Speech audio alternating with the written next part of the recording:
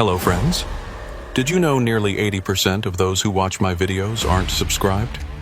If you enjoy these stories, please hit that subscribe button and leave a like. It really helps. Thank you for being here. By the way, where are you watching from? Let me know in the comments. The call came through at 11:15 on a Thursday night, which should have been my first warning sign. In 15 years of hauling oversized loads across the Pacific Northwest, I'd learned that last-minute route changes rarely meant good news. I was sitting in my rig at a fuel stop outside Wenatchee, going over my logs for the next day's haul, when my phone buzzed with the dispatcher's number. "Lane Rochford," I answered, already reaching for a pen. "Lane, it's dispatch. We've got a route modification for your morning run." The voice belonged to someone I didn't recognize, which was unusual. Our company wasn't large enough that I didn't know most of the office staff by voice. "What kind of modification?" "State Route 47 through the Cascade Pass. You're authorized for the closed section, milepost 118 through 146. I set down my pen and stared at the phone. Route 47 had been shut down since February for emergency repairs after a mudslide took out a good chunk of the roadbed. It was now late September, and every trucker I knew avoided that corridor entirely. The detour added 2 hours, but nobody complained. Better 2 hours than driving on compromised infrastructure. "That road's been closed for 7 months, I said carefully. "I didn't hear anything about it reopening." "It hasn't, not officially. But your load needs to go through tonight. We've got special authorization from the DOT.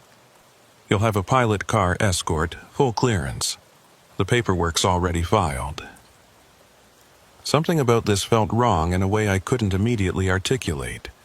The load itself wasn't unusual.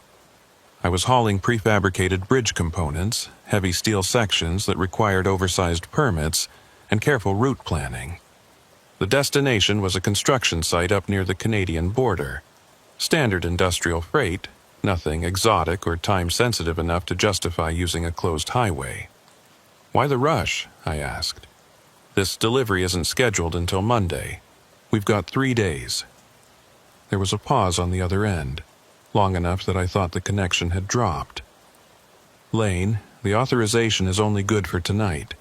If we don't move it now, we lose the window and the whole project gets delayed by weeks. The client's already threatening penalties. I need to know if you're taking this run or if I need to find another driver." The implied threat was clear enough. Turn down a high-priority run and you might find yourself getting fewer calls.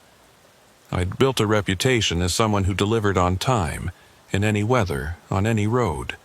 That reputation kept me working when other drivers sat idle. "What about the pilot car?" I asked. "Who's running escort?" "Brenna Salvo. She's already at the staging area near the closure barriers. You'll meet her there at 0200 hours. I knew Brenna by reputation. She ran one of the better escort services in the region, professional and competent. If she'd agreed to this run, it couldn't be completely insane. "All right," I said finally.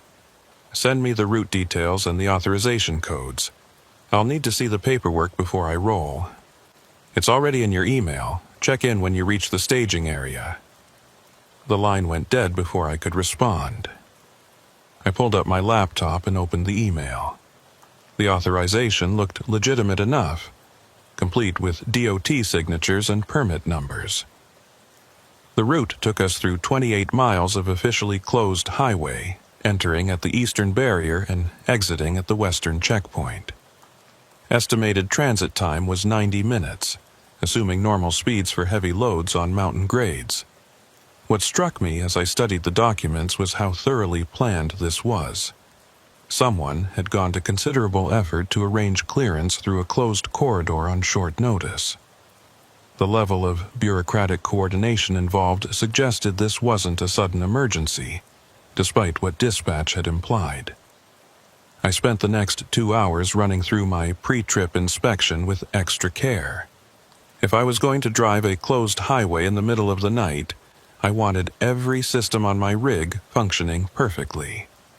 The trailer lights, the brake lines, the tire pressure, the load securement. Everything checked out.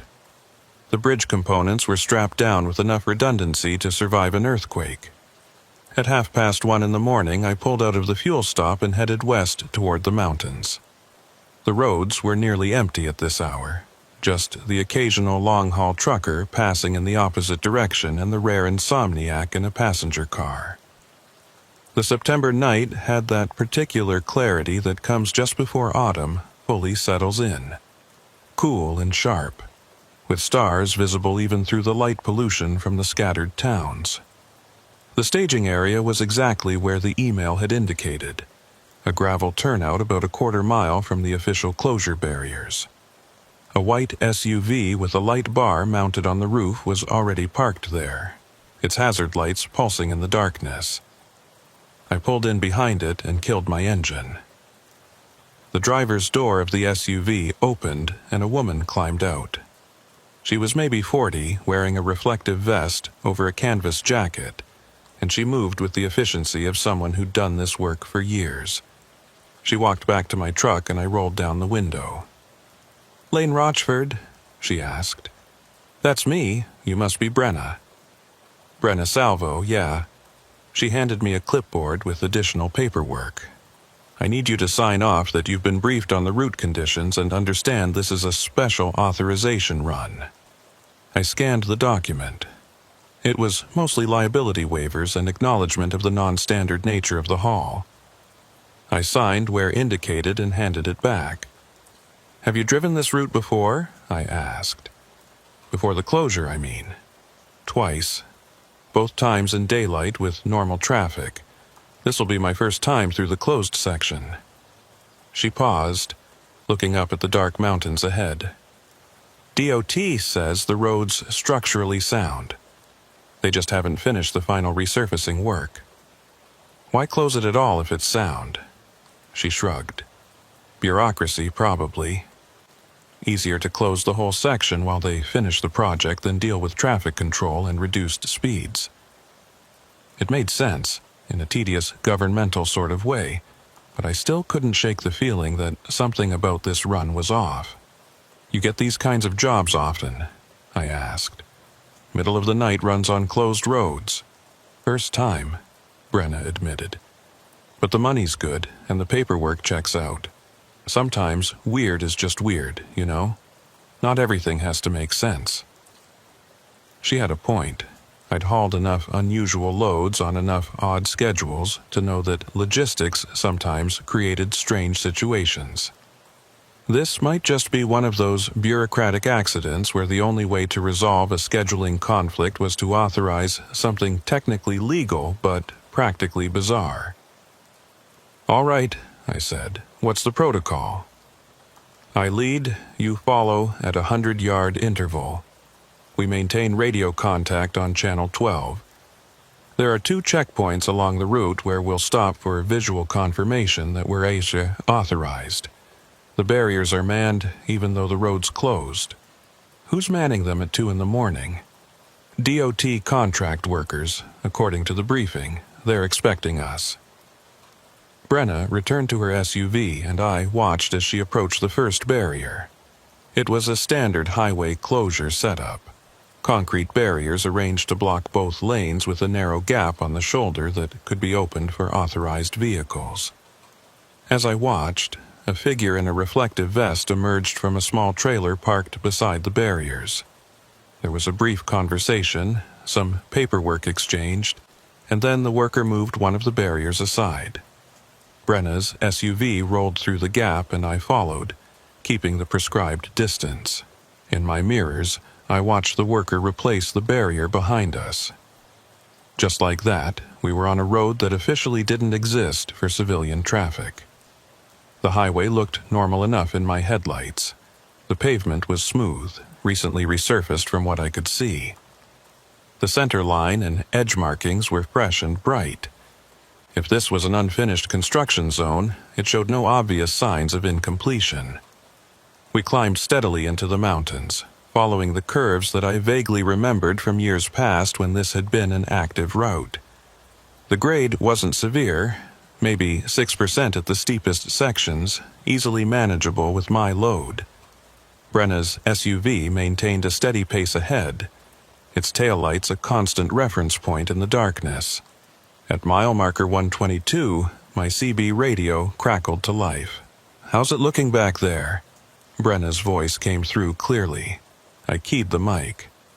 "Smooth so far. Road surface is better than half the highways I drive regularly." "Yeah, I'm not sure what they've been doing for 7 months, but it wasn't repairing the pavement.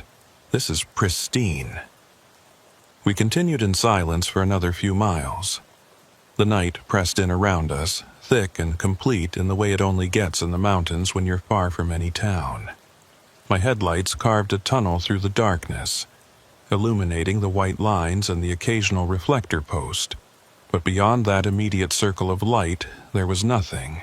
No other vehicles, no lights from distant buildings, nothing but the black shapes of trees and the darker mass of the mountains rising on either side. At mile marker 127, I noticed something that made me frown. A green highway sign indicating a rest area in 2 miles. I didn't remember a rest area on this stretch of Route 47, and my maps didn't show one. I made a mental note to ask Brenna about it at the next checkpoint. 2 miles later, the promised rest area appeared on the right. It was a standard layout. A small parking loop, some picnic tables, and a concrete building that probably housed restrooms. What was strange was that the facility looked maintained. The parking lot was clear of debris, the grass was cut, and there was even a security light illuminating the entrance.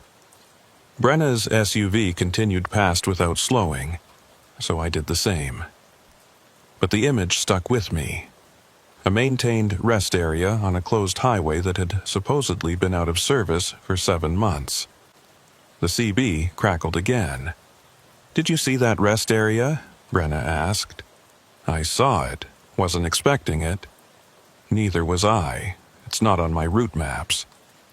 We drove another 5 minutes before Brenna spoke again. "Lane, I'm going to ask you something, and I want you to think carefully before you answer." "All right. Does any of this feel normal to you?" I considered my response. The question itself was significant. It meant Brenna was experiencing the same vague unease that had been building in me since we entered the closed section.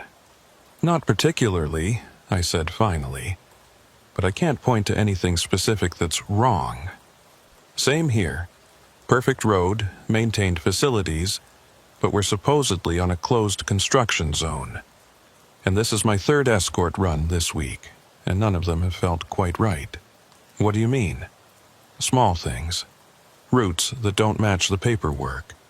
Checkpoints that aren't where they should be. Last Tuesday, I escorted a tanker truck through a section of highway that my GPS insisted didn't exist. Did you report it?" "To who? Everything's technically by the book. The authorizations are legitimate. The routes are legal. It's just that the details don't quite line up with reality." Before I could respond, we rounded a curve, and the first checkpoint came into view. This one was more elaborate than the entrance barrier, with portable lighting towers illuminating a wider section of road and multiple vehicles parked on the shoulder. As we approached, I could make out at least 3 figures in reflective clothing. Brenna's SUV slowed and pulled to a stop at the checkpoint. I brought my rig to a halt about 50 yards behind her, leaving room to maneuver if needed. Through my windshield, I watched one of the workers approach Brenna's vehicle, while the others remained near a white pickup truck with official-looking markings. The conversation seemed to go on longer than necessary for a simple verification stop. At one point, the worker pulled out what looked like a tablet or electronic device and spent several minutes consulting it while Brenna waited in her vehicle.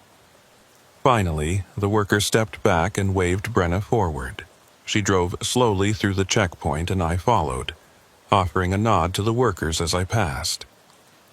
None of them acknowledged it. They simply watched my truck roll by with an intensity that felt less like professional attention and more like active scrutiny. Once we were clear of the checkpoint, Brenna's voice came over the CB again. That was weird. What happened? The guy checking my paperwork said something about confirming our slot, like we had an appointment or something. He asked if we were the 200 convoy. We're not a convoy, it's just you and me. That's what I told him. He just smiled and said, "For now," and waved me through. A chill ran down my back that had nothing to do with the mountain air. I glanced at my mirrors, half expecting to see headlights following us, but there was nothing behind me except darkness and the fading glow of the checkpoint lights. We continued climbing deeper into the mountains. The road curved more frequently now, following the contours of the terrain as it wound through a narrow valley. The trees closed in on both sides, their branches forming a canopy that blocked out even the starlight. At mile marker 133, something caught my attention. A small white sign at the side of the road, the kind used to mark distances or junctions, but this one displayed only a single word in black letters: "Keep." I frowned at it as it disappeared behind me. The word meant nothing in the context of a highway marker. It wasn't a town name, wasn't a warning, wasn't a distance indicator, just a single word on a sign that had no business existing. 3 minutes later, another identical sign appeared. "Keep." I keyed the CB. "Brenna, are you seeing these signs? The ones that just say keep?" "Yeah, I'm seeing them. They're not on my route notes." "What do you think they mean?" "No idea. Could be some kind of internal code for the construction crews." But even as she said it, I could hear the uncertainty in her voice. These weren't construction markers. They were too uniform, too deliberately placed. We encountered 3 more of the signs over the next 2 miles, always on the right side of the road, always displaying the same single word. The repetition felt deliberate, almost insistent. Then, at mile marker 138, the pattern changed. The next sign read, "Right." I felt my hands tighten on the steering wheel. "Keep right" was a common enough traffic instruction, but split across multiple signs and spaced miles apart, it took on an ominous quality. "Okay, that's officially creepy," Brenna said over the radio. "Lane, I'm not sure we should—" Her transmission cut off mid-sentence, replaced by a burst of static. I tried to respond but got only dead air. I watched her SUV ahead, expecting it to slow or signal some problem, but it maintained its steady pace. I reached for my CB mic again. "Brenna, if you can hear me, tap your brakes twice." No response.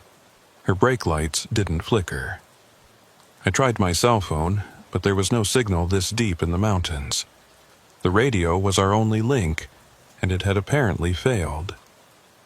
For the next 10 minutes, I followed Brenna's SUV in silence, watching for any sign that she was experiencing communication problems on her end.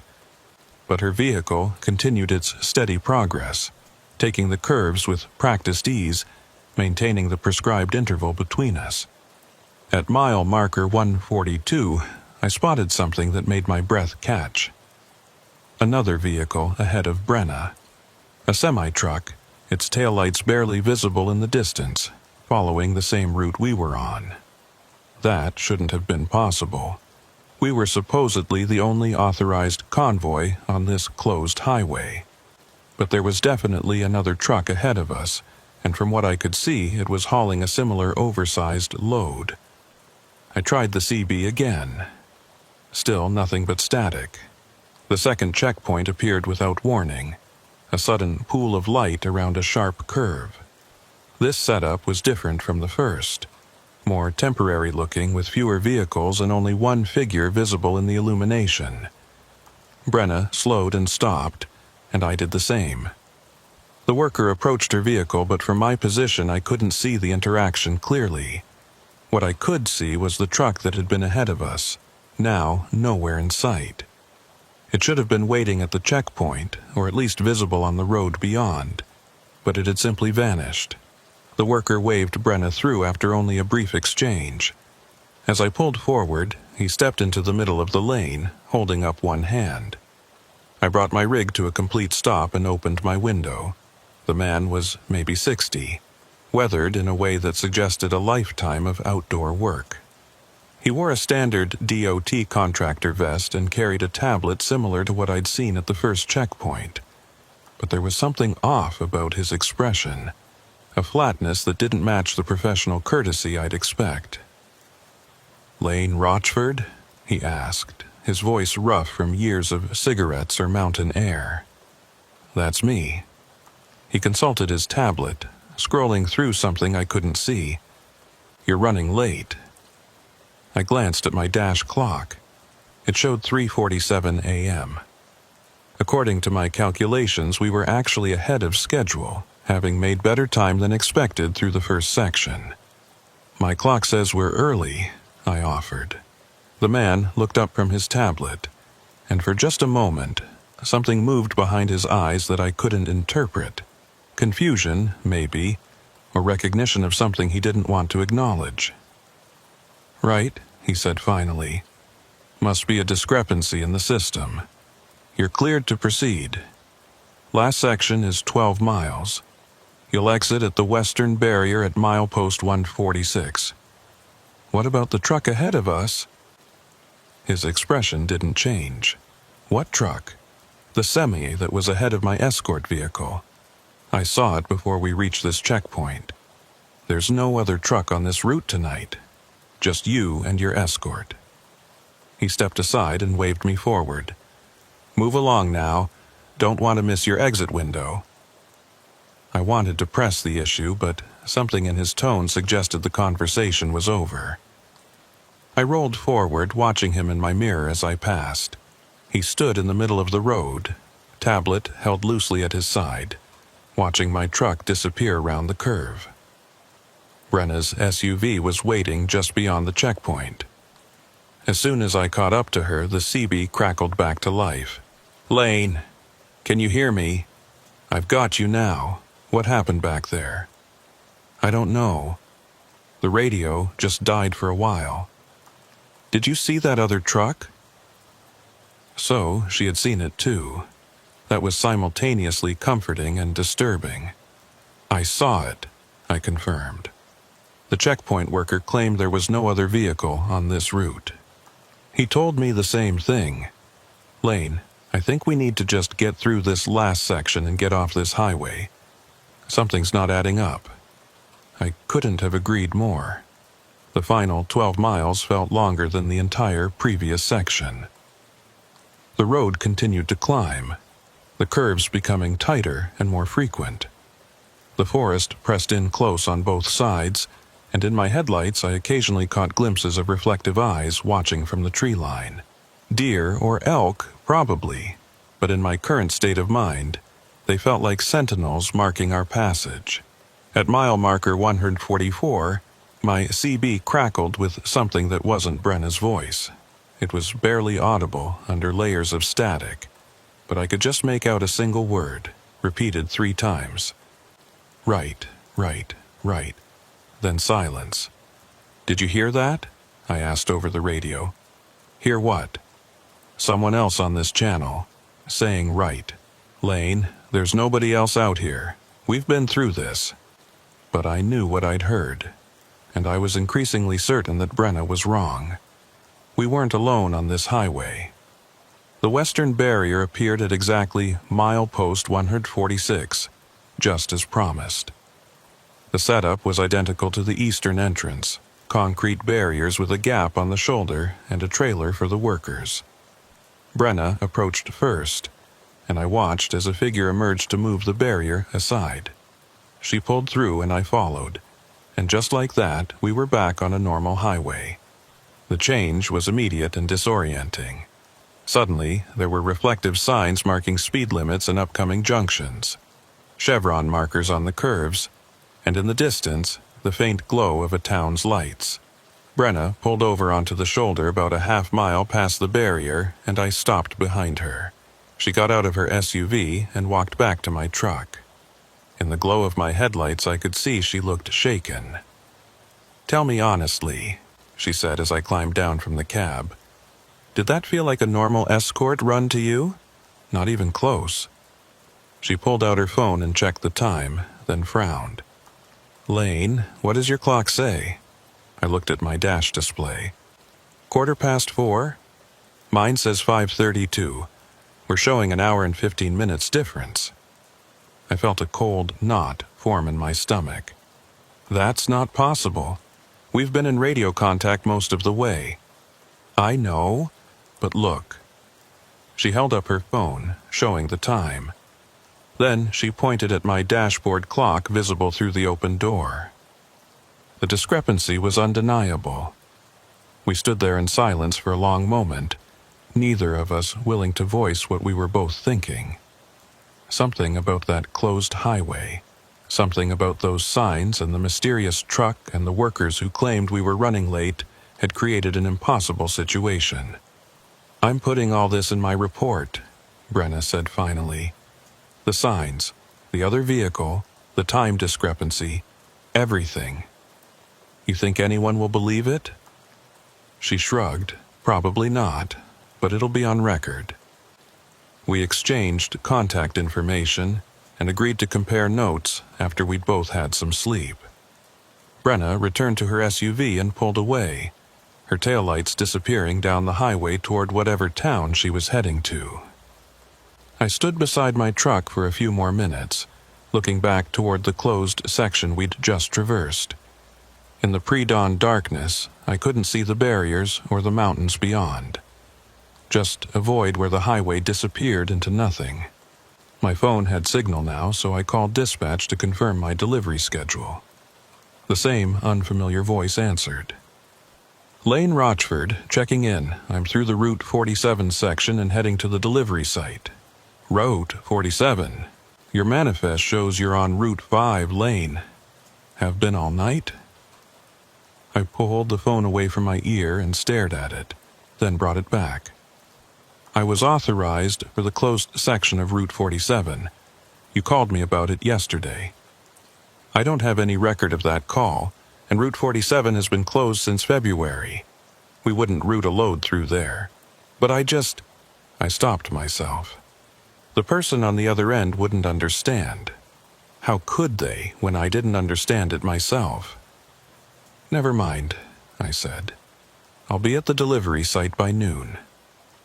I ended the call before there could be any more confusion. As I climbed back into my cab and prepared to continue the drive, I noticed something on the passenger seat that hadn't been there before. A small, white sign, the same type I'd seen along the closed highway.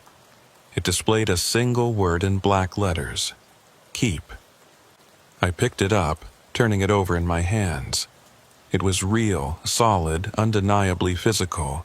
Proof that what we'd experienced had actually happened, even if nobody would believe it. I set it on the dash where I could see it and pulled back onto the highway. The sun was starting to lighten the eastern sky, painting the mountains in shades of gray and pink. In the growing light, everything looked normal and rational and explicable. But I kept that sign, and I kept checking my mirrors for the rest of the drive, half expecting to see headlights that shouldn't exist, following a route that officially wasn't there. I made the delivery on schedule, though schedule felt like a meaningless word after what had happened on Route 47. The construction foreman signed off on the bridge components without comment, his crew already positioning the crane to offload the steel sections. Everything was routine, professional, exactly as it should be. Nobody mentioned anything unusual about the delivery route or timing. I should have felt relieved. The job was done, the cargo delivered intact, my responsibility completed. Instead, I felt a persistent unease that followed me as I drove the empty rig back toward Wenatchee. The white sign with "Keep" written on it sat on my dashboard where I'd left it. Every few minutes I found myself glancing at it, confirming it was still there. Physical evidence that something had happened, even if the logistics of it made no sense. I stopped for fuel at a truck plaza around noon, parking in the far section where the big rigs clustered together. As I filled the tanks, another driver approached from the next pump over. He was older than me, maybe 60, with the kind of weathered face that comes from decades behind the wheel. "That's a nice rig you got there," he said, nodding toward my Peterbilt. "Haul oversized loads?" "Mostly," I replied. "Industrial equipment, construction materials, that sort of thing." He gestured toward the sign on my dashboard, visible through the windshield. "Where'd you pick that up? Looks like DOT surplus." I hesitated, unsure how much to say. "Found it on a job. Thought it was interesting." He studied it for a moment longer, then looked at me with an expression I couldn't quite read. "You run Route 47 recently?" The question hit me like cold water. "Why do you ask?" "Because I've got one just like that in my cab. Picked it up 3 months ago after a night run through the closed section. Nobody believes me when I tell them about it, so I stopped trying." I felt my pulse quicken. "You ran the closed section? With authorization?" "That's what they told me. Special permit, pilot car escort, the whole setup. Road was perfect, no sign of any construction. But there were those signs, 'Keep right,' scattered all along the route." He paused, watching my reaction. "And a truck ahead of us that shouldn't have been there." "Did your escort see it too?" "She did. Woman named Brenna something. Professional operator, not the type to spook easily, but she was rattled by the end of it. Brenna had run this route before. Multiple times, she'd said, and she'd experienced the same anomalies each time." "What happened after?" I asked. "Did you report it?" The old driver shook his head. "Tried to. Dispatch had no record of authorizing the route.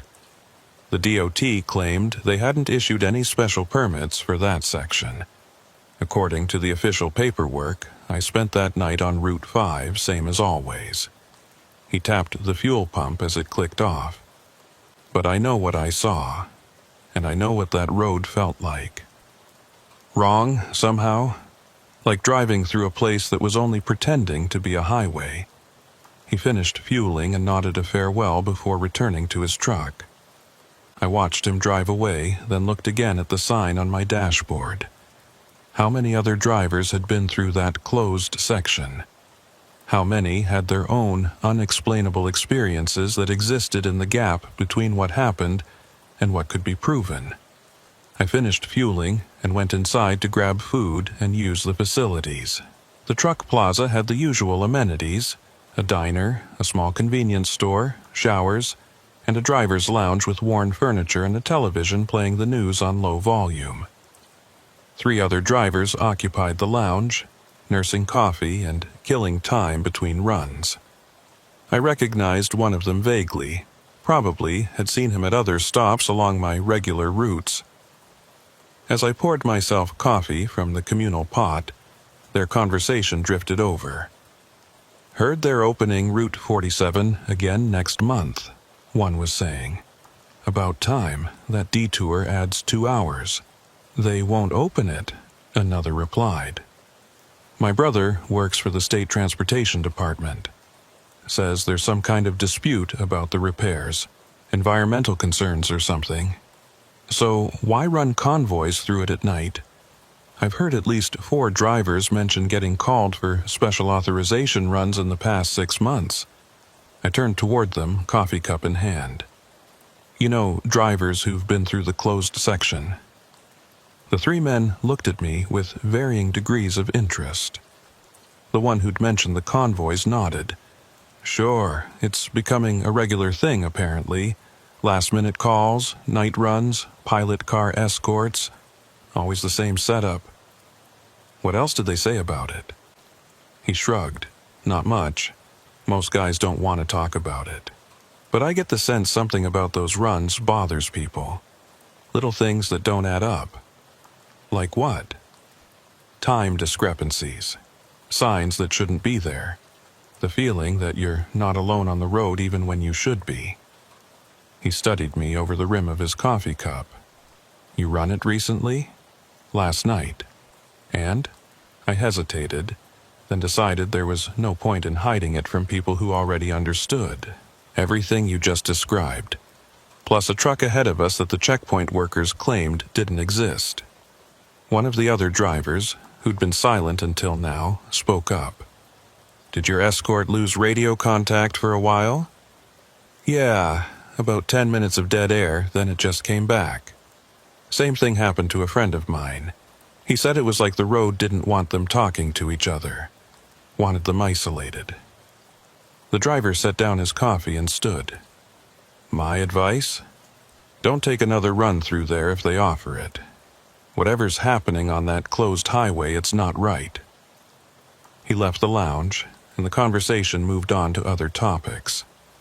I drank my coffee in silence, thinking about everything I'd heard. A pattern was emerging, and it was deeply unsettling. This wasn't an isolated incident.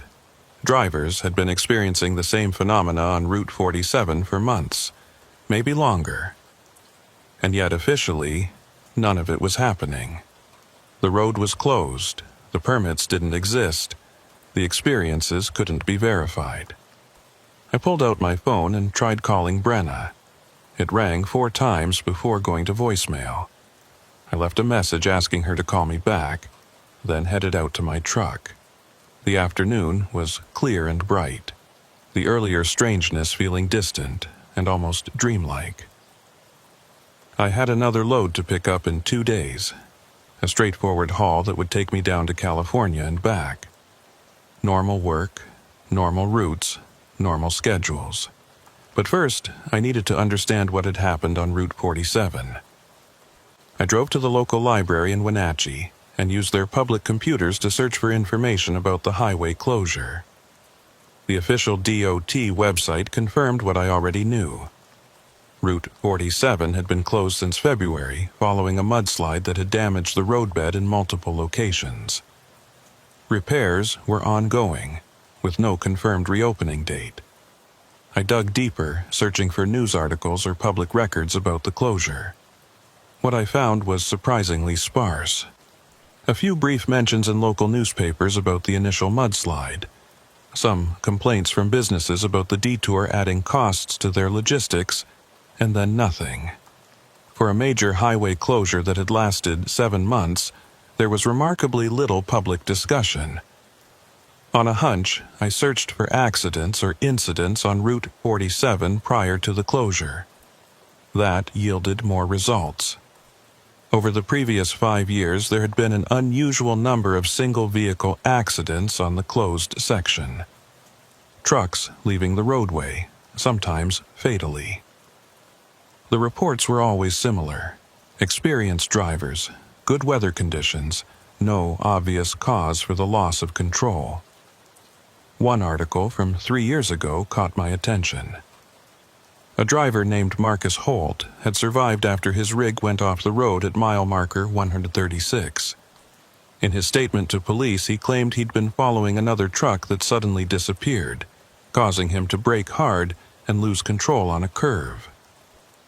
Investigators found no evidence of a second vehicle. Mile marker 136. Right in the middle of the section we'd driven through last night. I spent another hour searching but found nothing else useful. Whatever was happening on Route 47, it either wasn't being reported or was being actively suppressed. Neither possibility was comforting. By the time I left the library, the sun was setting. I drove to a truck stop on the outskirts of town and parked for the night, intending to catch up on sleep before my next run. But sleep proved elusive. Every time I closed my eyes, I saw those white signs illuminated in my headlights. Keep right. The words felt like an instruction I'd failed to follow, though I had no idea what they actually meant. Around midnight, my phone rang. Brenna's name appeared on the screen. Lane, sorry I didn't call back earlier. I've been dealing with some confusion at the office. What kind of confusion? The kind where my route logs for last night don't match the actual route I drove. According to the GPS data from my escort vehicle, I spent the entire night on Route 5, but I know damn well I was on Route 47. Same with my logs. Dispatch claims they have no record of authorizing that run. Brenna was quiet for a moment. Lane, I need to tell you something. This wasn't my first time through that section. It was my fourth, and each time it's been stranger than the last. The old driver at the fuel stop said the same thing. Said you'd escorted him through there months ago. Probably did. I've lost track of how many of these runs I've done. They all blur together after a while. But there's a pattern to them. They always happen at night. They're always last-minute authorizations, and they always involve loads that need to go through that specific section, even though the detour would work just fine. So someone's deliberately routing trucks through a closed highway. Why? I don't know, but I've been keeping notes. Small details that don't fit. Like those signs we saw, they're not there during the day. I sat up straighter in my bunk. You've driven through there during daylight? Once, about a month ago. I got curious after a particularly weird night run, so I drove through the section the next day just to see what it looked like. The barriers were in place at both ends, but I hiked around them. The road looked normal, well-maintained, recently paved, but there were no signs except the standard mile markers and curve warnings. Those keep and right signs only appear at night. That's impossible. I know, but I saw what I saw. Or rather, I didn't see them during the day. I thought about the sign sitting on my dashboard. Brenna, I have one of those signs. A physical sign that says keep. I found it in my cab after the run. You're kidding. I'm looking at it right now. It's real, solid. I didn't imagine it. Lane, I think we need to talk to someone about this. Someone with authority to actually investigate what's happening. Who? We can't prove any of it. Our logs say we were somewhere else. The authorization paperwork apparently doesn't exist. All we have are stories that sound crazy. Then we find other drivers who've been through there. Get enough testimonies and someone will have to take it seriously. It was a reasonable plan, but something about it felt wrong. The more I thought about those night runs, the more convinced I became that someone didn't want them investigated. The missing records, the GPS discrepancies, the carefully orchestrated timing. This wasn't accidental, it was deliberate. Be careful, I told Brenna. If this is intentional, if someone's running some kind of operation using that closed highway, they're not going to appreciate people asking questions. What kind of operation moves legitimate freight on a closed road in the middle of the night? That's what worries me. We agreed to stay in touch and share any new information we uncovered. After the call ended, I lay in my bunk staring at the ceiling of my sleeper cab. Outside, the truck stop hummed with its usual late-night activity. Trucks coming and going, drivers grabbing showers or food, the ambient noise of diesel engines and air brakes. All of it normal, all of it explicable. But I couldn't shake the memory of that closed highway, the sensation of driving through space that felt fundamentally wrong despite looking perfectly ordinary. And I couldn't stop thinking about that other truck I'd seen ahead of us, the one that had simply vanished. Where had it gone? And more importantly, where had it come from? I must have eventually fallen asleep because I woke to sunlight streaming through my windshield and my phone ringing. I fumbled for it, expecting Brenna or maybe dispatch with my next assignment. Instead, it was a number I didn't recognize. Local area code, but not one I had saved. This is Lane. Mr. Rochford, my name is Tolliver Reams. I'm a supervisor with the Washington State Department of Transportation. I understand you drove through a closed section of Route 47 last night. My mouth went dry. How did you get this number? Your escort service provided it. Ms. Salvo filed a report this morning expressing concerns about the condition of the highway and some irregularities she observed. I'd like to ask you a few questions, if you have time. What kind of questions? Just routine follow-up regarding your experience on the closed section. We take all reports seriously, particularly those involving our contractor personnel and road conditions.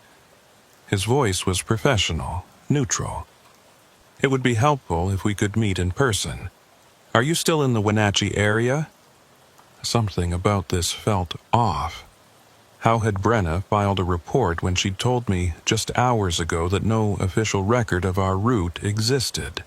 And why would a DOT supervisor personally follow up on a report about a closed highway? I can meet with you, I said carefully. Where and when?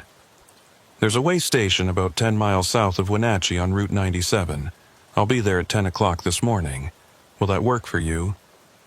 I checked the time. It was 8:15. I can be there. Excellent. I look forward to speaking with you, Mr. Rochford. The call ended before I could ask any more questions. I tried calling Brenna immediately, but her phone went straight to voicemail.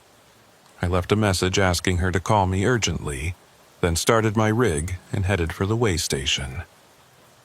The drive took 20 minutes. The way station was a standard setup. A large scale embedded in the roadway, a small building for the inspectors, and a parking area where trucks could be pulled aside for detailed inspections. At this hour, it was relatively quiet, with only a couple of commercial vehicles going through the weighing process. I pulled into the parking area and shut down my engine. A man in a DOT uniform emerged from the building and walked toward my truck.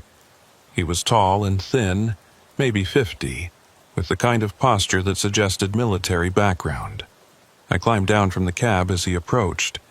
"Mr. Rochford?" "That's me. You're Tolliver Reams?" "I am." He didn't offer to shake hands. "Thank you for meeting with me. I know this is an unusual request, but the situation requires some clarification." "What situation exactly?" "Your unauthorized transit through a closed highway. Route 47 has been closed to all traffic since February. Yet, according to GPS data from your vehicle's onboard tracking system, you spent approximately 3 hours on that route last night. I had authorization, a pilot car escort, proper permits, the whole thing. I'm sure that's what you were told. Unfortunately, no such authorization was issued by our department. The permits you were shown were falsified." I felt anger rising. I'm not in the habit of driving on closed highways without proper clearance. If the permits were fake, that's not my fault. Someone at my company arranged the authorization. We've spoken with your dispatcher. They have no record of arranging any such route. Reams pulled out a tablet and consulted it. "In fact, according to your company's records, you spent last night on Route 5 transporting bridge components to a construction site near Bellingham, which you did successfully. The delivery was signed for at 9:30 this morning." "That's impossible. I made that delivery hours ago before noon yesterday." Reams studied me with an expression that might have been sympathy or might have been something else.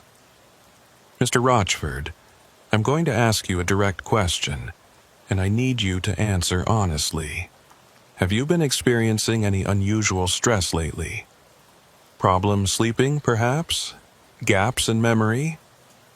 You think I imagined this? I think you've been driving long hours in difficult conditions. It's not uncommon for fatigue to create confusion about routes and timing. Your delivery was completed successfully, you're not in any trouble, and there's no evidence you were actually on Route 47 last night. The simplest explanation is that you're misremembering the sequence of events. I have physical evidence. A sign from that road. May I see it?" I climbed back into my cab and retrieved the white sign from the dashboard. When I handed it to Reams, he examined it briefly, then handed it back. "This is a standard DOT marker, They're used on active highways throughout the state. You could have picked this up anywhere. But I didn't. I found it in my cab after driving through Route 47. Reams closed his tablet and fixed me with a steady gaze. Mr. Rochford, I'm going to give you some advice.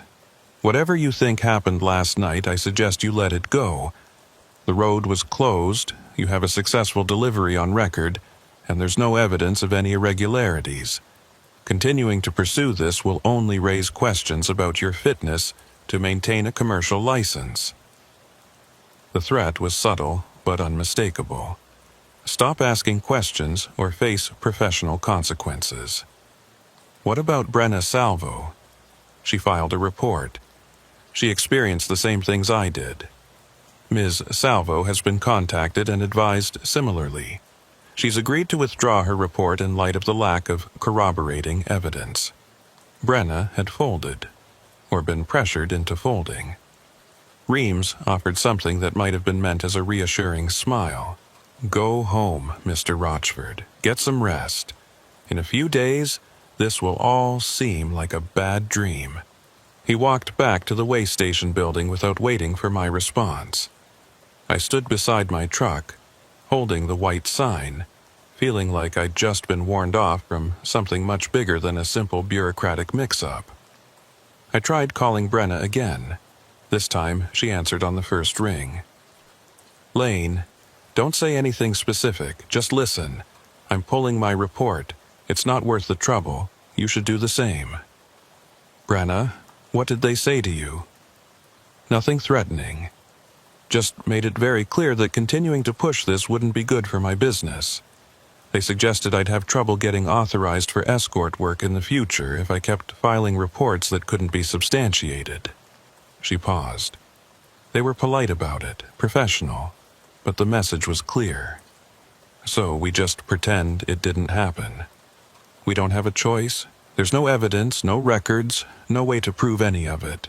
And pushing harder will only hurt us professionally. She was right, and I knew it. But the idea of just letting this go, of pretending that strange night on Route 47 had never occurred, felt like surrendering to something I didn't fully understand. Did you really file a report this morning? I asked. No, I never got the chance. Tolliver Reams called me before I could. It was like he knew I was planning to. Another pause. Lane, I think they were monitoring our phones. There's no other way they could have known so quickly. Then they're listening now. Probably, which is why I'm not going to say anything else. Take care of yourself, Lane, and maybe find a different route for your next few hauls. She ended the call. I stood in the way station parking lot, turning the white sign over in my hands. The word keep stared back at me, its meaning still unclear. An instruction? A warning? A reminder? Keep what? Keep driving? Keep quiet? Keep away? I didn't have answers. All I had was the certainty that something was wrong on Route 47, and that someone with significant resources was working very hard to make sure nobody looked too closely at what was happening there. I climbed back into my cab and stared at my upcoming schedule on the dispatch tablet. My next load was in 2 days, a run down to Sacramento and back. Standard route, standard cargo, nothing unusual. I accepted the assignment and started the engine. As I pulled out of the way station, I caught sight of Tolliver Reams watching from the building window. He raised one hand in a gesture that might have been a wave or might have been a warning. I didn't wave back. The white sign remained on my dashboard as I drove, a small piece of physical evidence that something had happened, even if I could never prove what. I'd keep it there, I decided. A reminder that sometimes the roads we travel hold secrets we're not meant to discover, and that some mysteries, once encountered, never quite let you go. I spent the next 3 days trying to convince myself that Tolliver Reams was right, that exhaustion and stress had created false memories, that the discrepancies were explainable, that the smart thing to do was let it go and move on. The California run went smoothly. I hauled machine parts south, picked up a load of agricultural equipment on the return trip, and kept my head down. Normal work, normal roads, normal life. But the white sign stayed on my dashboard, and every time I glanced at it, I felt the same unease that had settled into my bones during that night on Route 47. On the fourth day, I was parked at a truck stop outside Portland when another driver knocked on my cab door. I didn't recognize him initially, just another face in the endless parade of truckers moving through the Pacific Northwest. But when I rolled down the window, he held up his own white sign, identical to mine. "You're Lane Rochford," he said. It wasn't a question. "Do I know you?" "Name's Kyle Durrance. I drove Route 47 about 5 weeks ago. Heard through the grapevine you did too, recently. Figured we should talk." I gestured for him to climb up, and he settled into the passenger seat, still holding his sign. Up close, I could see he was younger than I'd first thought. Maybe early 30s, with the kind of nervous energy that suggested he hadn't been sleeping well. "How did you find me?" I asked. "Wasn't hard. Truckers talk. Word got around that someone else had driven the closed section and actually admitted it. Most guys who've been through there won't say a word about it." He set his sign on the dash next to mine. "But I need to know I'm not crazy, so I tracked you down. What happened on your run?" "Same as yours, probably. Late-night authorization, pilot car escort, road that looked perfect despite being officially closed for repairs. Signs that said, 'Keep and Right.' A truck ahead of us that shouldn't have been there." He paused, and time that didn't work right. I lost almost 2 hours somewhere on that highway. My GPS said I was moving the whole time, but when I came out to the other end, more time had passed than it should have. "Did you report it?" "Tried to. Got the same response you probably did.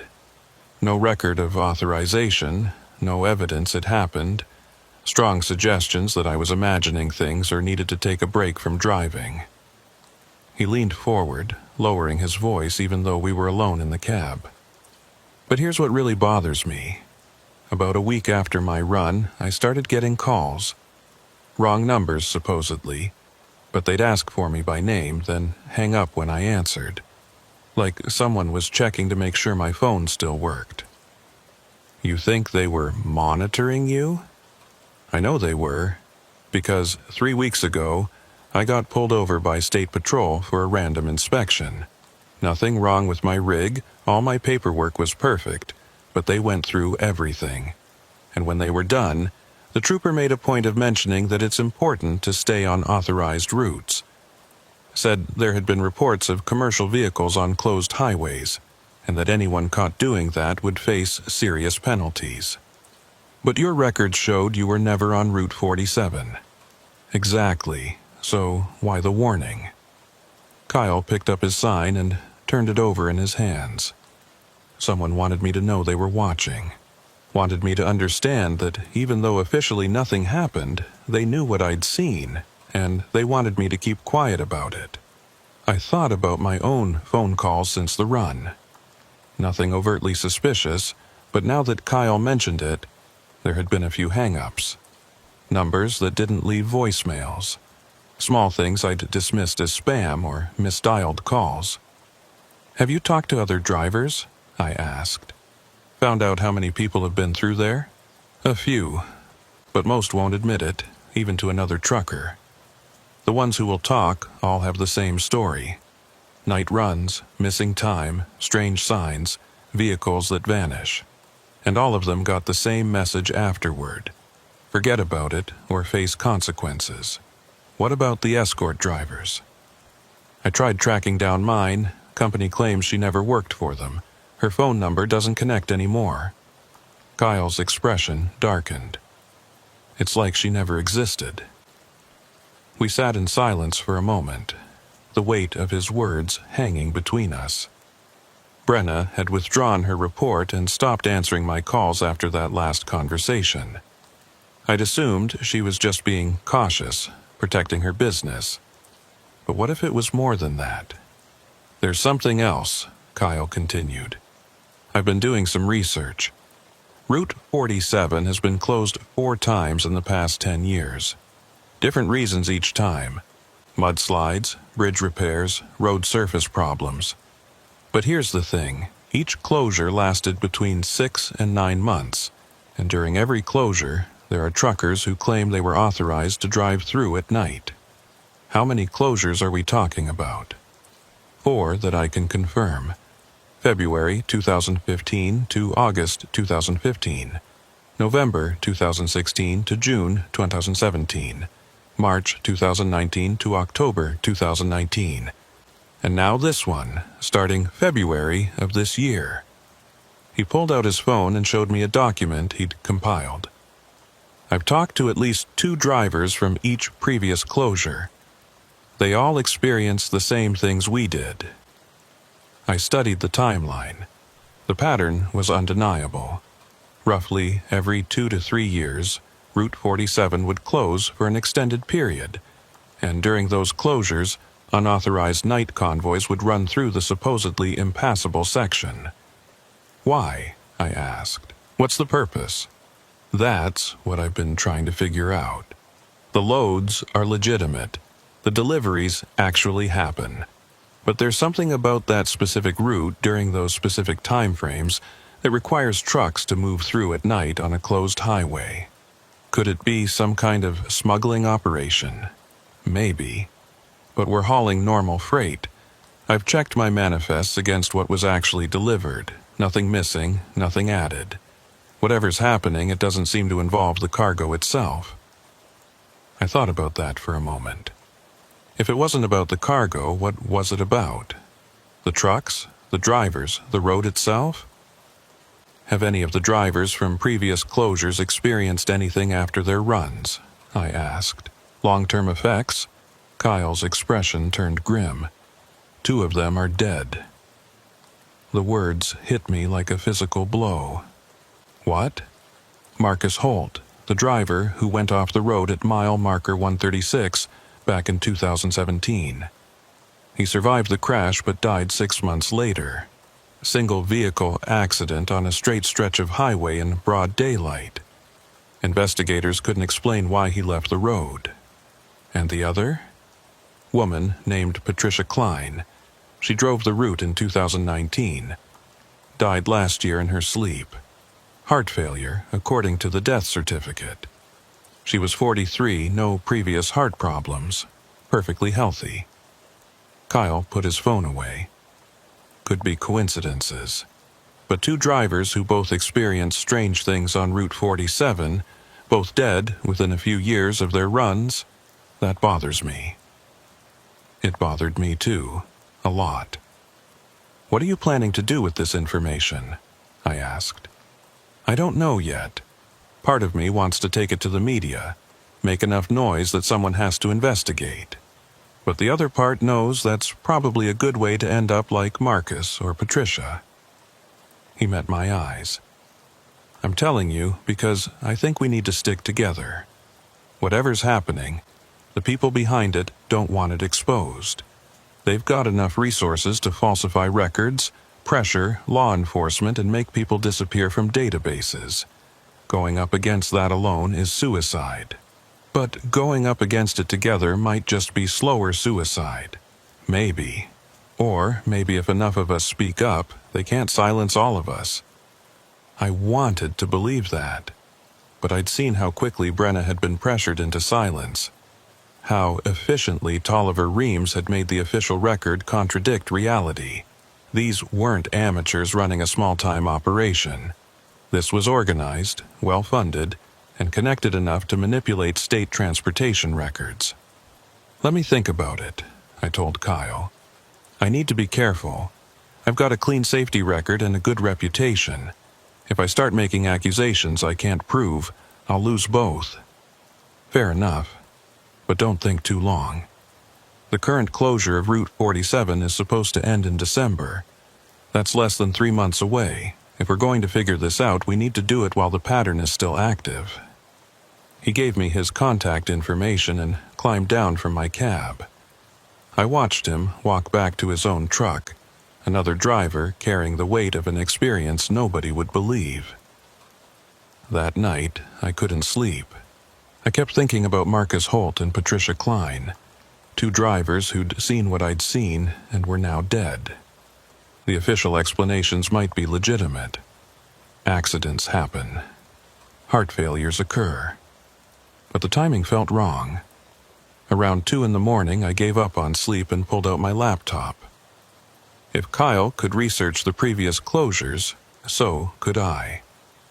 I started with newspaper archives, searching for any mentions of Route 47 during the periods he'd identified. The results were sparse but telling. Each closure had been announced with minimal fanfare, usually buried in the back pages of local papers. The reasons given were always vague: emergency repairs, structural concerns, environmental mitigation. Nothing specific enough to verify or challenge. But in the online trucker forums, a different story emerged. During each closure period, there were scattered reports of drivers being contacted for special authorization runs through the closed section. Most of the posts were quickly deleted or dismissed as jokes.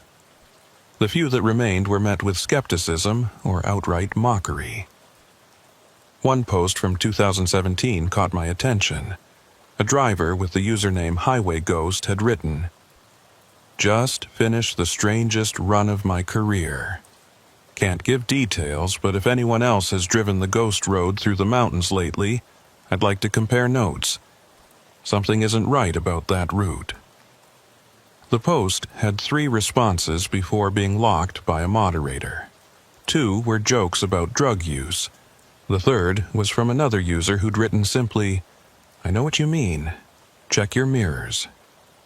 I searched for Highway Ghost's other posts, but the account had been deleted. The user who'd responded had also vanished from the forum. Check your mirrors. What did that mean? I thought back to my own run on Route 47. I'd been checking my mirrors constantly, watching for Brenna's escort vehicle, monitoring traffic that shouldn't have existed. Had I missed something? Some detail that other drivers had noticed? I pulled up the dash cam footage from that night. Most commercial drivers ran cameras now, both for insurance purposes and to protect themselves from false accident claims. I'd never reviewed the footage from the Route 47 run, mainly because I'd been trying to forget about it. The video started as I approached the eastern barrier. Clear enough image quality, though limited by the darkness and the range of the camera's view. I watched myself follow Brenna's SUV through the gap in the barriers, saw the worker replace the concrete block behind us. The footage ran for several minutes, showing nothing unusual. Just the white lines of the highway disappearing under my truck. Occasional glimpses of Brenna's taillights ahead. Then, at the timestamp corresponding to mile marker 124, something appeared in the upper left corner of the frame. Headlights. Far behind me, barely visible at the edge of the camera's range. I paused the video and zoomed in as much as the resolution would allow. Definitely headlights, and from the height and spacing, definitely another commercial truck. It maintained a steady distance behind me for several minutes before the video lost sight of it around a curve. Why hadn't I noticed it at the time? I'd been checking my mirrors regularly, but my focus had been on what was ahead, on Brenna's escort vehicle and the mysterious truck we'd seen in front of her. I'd never thought to watch what was behind me. I continued reviewing the footage. The truck reappeared periodically, always maintaining the same distance, never getting closer or falling back. It was there when we passed the rest area at mile marker 129. Still there when we went through the first checkpoint, and still following when we approached the second checkpoint near mile marker 144. Then, in the final few minutes of footage before we exited the closed section, the following truck simply vanished. One moment it was there, headlights steady in the distance. The next moment, nothing but empty highway behind me. I rewound and watched the transition frame by frame. There was no turnoff, no side road, Nothing that would explain where the truck had gone. It was simply there one second and absent the next, as if it had never existed at all. My hands were shaking as I closed the laptop. That truck had followed me for over 20 miles through a closed highway, and I'd never noticed it. More disturbing, it had disappeared without any logical explanation. Check your mirrors. Now I understood what that deleted forum post had meant. We'd all been so focused on the strange things ahead of us, the signs and the vanishing vehicles in front, that we'd missed what was behind us, following us, watching us. I tried to sleep, but couldn't. Every time I closed my eyes, I saw those headlights in my mirrors, maintaining their precise distance, never varying, never announcing their presence. At dawn, I called Kyle. He answered on the second ring, sounding as awake and stressed as I felt. "Did you keep your dashcam footage from your run?" I asked without preamble. "Yeah, why?" "Check your mirrors in the footage. Tell me if you see anything following you." There was a pause, then the sound of a laptop opening. Several minutes of silence followed. "Jesus Christ," Kyle breathed. "How did I not see this?" "Because we weren't looking for it." "Did your truck disappear too?" "Yeah, right before the exit, just gone." More silence. "Lane, this changes things. This isn't just about weird signs and time discrepancies. Something was actively following us, monitoring our progress. Or hurting us." The word hung in the air between us. Hurting implied purpose. Implied that our routes through the closed highway weren't about getting from point A to point B. We were being guided somewhere, observed, measured against some criteria we didn't understand. "We need to see what's at those specific mile markers," Kyle said. "The places where the signs appeared, where vehicles vanished, where Marcus Holt crashed. There's a pattern to the locations, I'm sure of it. The road's still closed. We can't just drive through there during the day. No, but we can hike in, access the highway from Forest Service roads and approach on foot. No authorization needed, no records of our presence." It was risky. If we were caught trespassing on a closed highway, we'd face fines at minimum, possibly criminal charges. But it was also the only way to investigate without tipping off whoever was monitoring the official routes. "When?" I asked. "Soon, before they reopen the road and remove whatever's there. I'll scout the access points and get back to you." After the call ended, I sat in my truck watching the morning traffic build on the highway. Regular people heading to regular jobs, living normal lives that didn't include conspiracy theories about ghost convoys and vanishing vehicles. Part of me envied them. The larger part knew I couldn't let this go, even if the smart thing would be to walk away. My phone buzzed with a text from an unknown number. "Stop digging. Last warning." I stared at the message for a long moment, then deleted it. They were monitoring my calls, my movements, probably my online searches too. They wanted me scared, wanted me to back off. Instead, I opened my laptop again and started planning. If Kyle and I were going to investigate Route 47 on foot, we'd need to be smart about it. No phones, no electronic devices that could be tracked. We'd need to approach from multiple angles, document everything we found, and have contingency plans if we were discovered. But most importantly, we'd need to answer the question that had been gnawing at me since that night. What was so important about Route 47 that someone would go to these lengths to control who drove it, when they drove it, and what they remembered afterward? I had a feeling the answer was waiting somewhere on that closed highway, hidden in plain sight like those white signs that only appeared in darkness. 3 days later, Kyle and I met at a trailhead 15 miles from the closed section of Route 47. We'd both taken precautions, leaving our phones in our trucks, telling no one where we were going, bringing cameras with no wireless capability. If someone was tracking us, they'd know we'd stopped here. But not where we went after. The hike took 2 hours through dense forest, following old logging roads that had been abandoned for decades. Kyle had done his research, mapping out an approach that would bring us to the highway near mile marker 136, the spot where Marcus Holt had crashed back in 2017. When we finally reached the highway, pushing through the last screen of trees, I was struck by how normal it looked. Fresh pavement, clean lines, well-maintained shoulders. This wasn't a road in disrepair. This was infrastructure in perfect condition. "They're not repairing the road," Kyle said quietly. "They're using the closure for something else." We walked along the shoulder, studying everything. The pavement, the drainage systems, the guardrails. All of it appeared new or recently maintained. Whatever repairs the mudslide had required, they'd been completed months ago. At mile marker 136, we found the first anomaly. The guardrail on the eastern side showed signs of recent replacement, the metal section slightly newer than the rest. This was where Marcus Holt had crashed, where his truck had broken through and plunged down the embankment. But there was something else. A small, concrete pad, about 3 feet square, set into the ground about 20 feet from the edge of the road.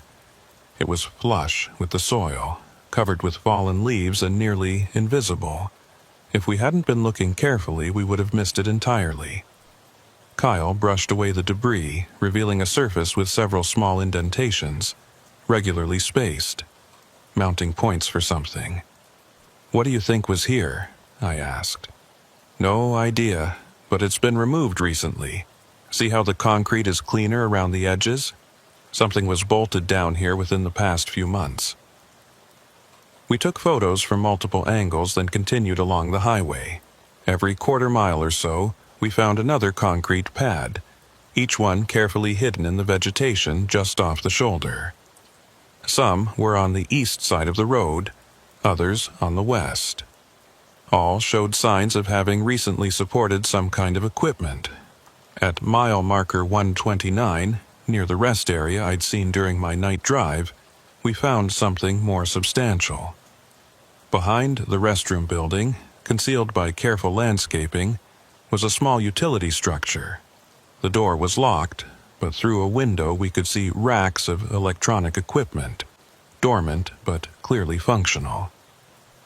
"This is a monitoring station," Kyle said. "They're tracking something on this road. Speed, maybe? Or specific vehicles? Or specific frequencies," I suggested, thinking about the CB radio interference, the way Brenna's communications had cut out for that stretch of highway. We documented everything, taking photos and making detailed notes.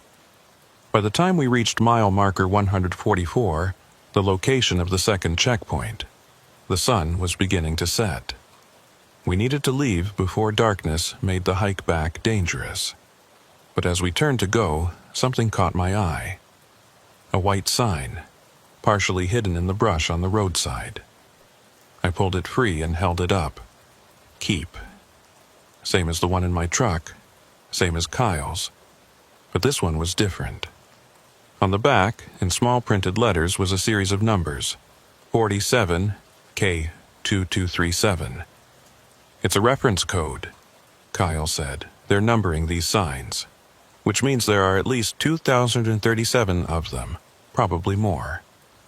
We stared at each other, the implications sinking in. This wasn't a small operation. This was extensive, organized, and had been running for years. The numbered signs, the monitoring stations, the carefully controlled convoys, all of it pointed to something far larger than we'd imagined. As we hiked back through the darkening forest, neither of us spoke much. We were both processing what we'd found, trying to understand what it meant. Someone was running a sophisticated operation using a closed highway, monitoring specific vehicles during specific time frames, and going to great lengths to ensure nobody investigated too closely.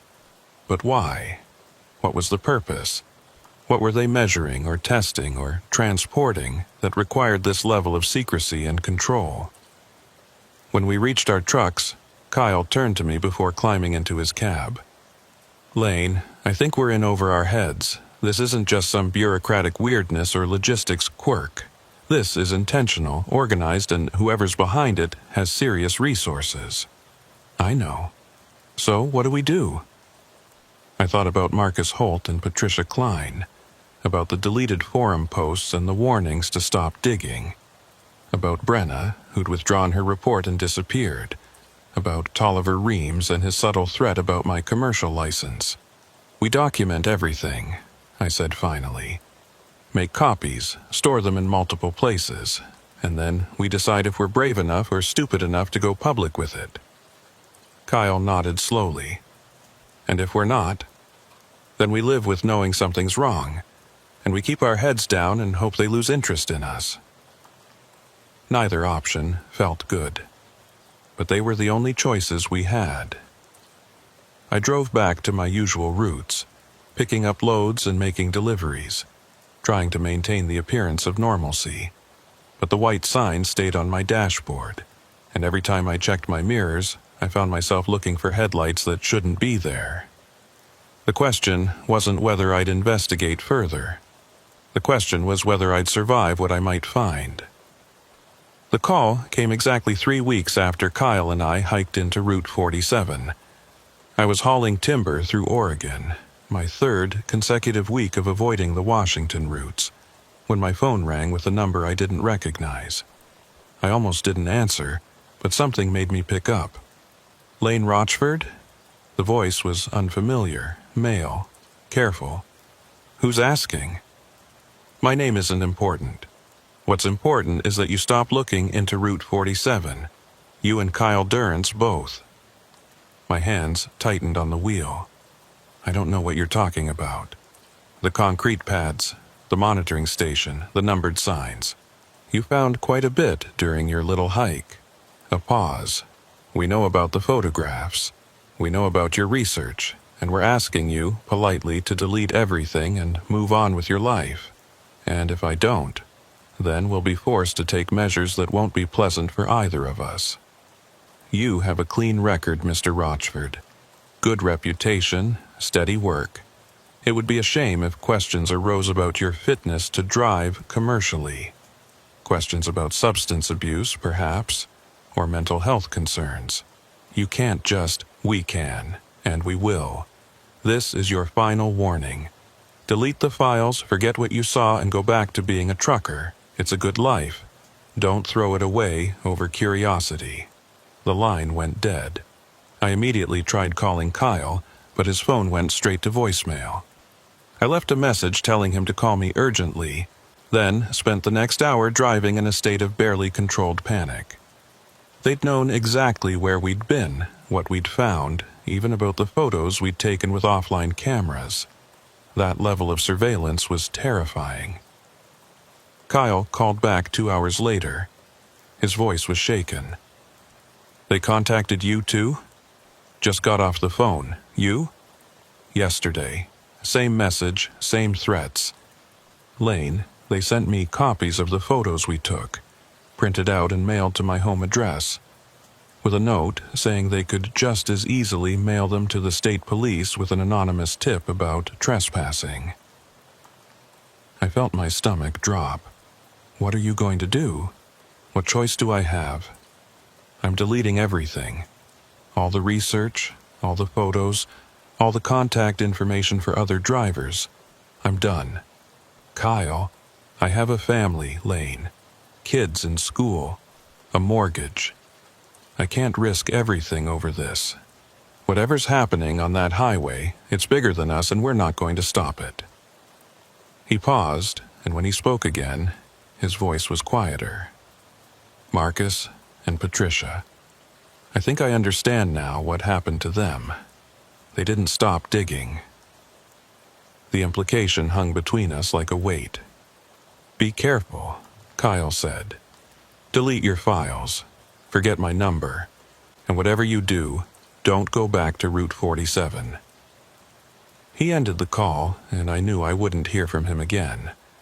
I drove in silence for the rest of the day, weighing my options. I could do what they wanted, erase everything and pretend none of it had happened. It was the safe choice, the smart choice. Or I could push forward, knowing it might cost me my career, or worse. That night, parked at a rest stop in Southern Oregon, I made my decision. I copied all my files onto 3 separate USB drives, mailed 2 of them to addresses only I knew about, and kept the third hidden in my truck.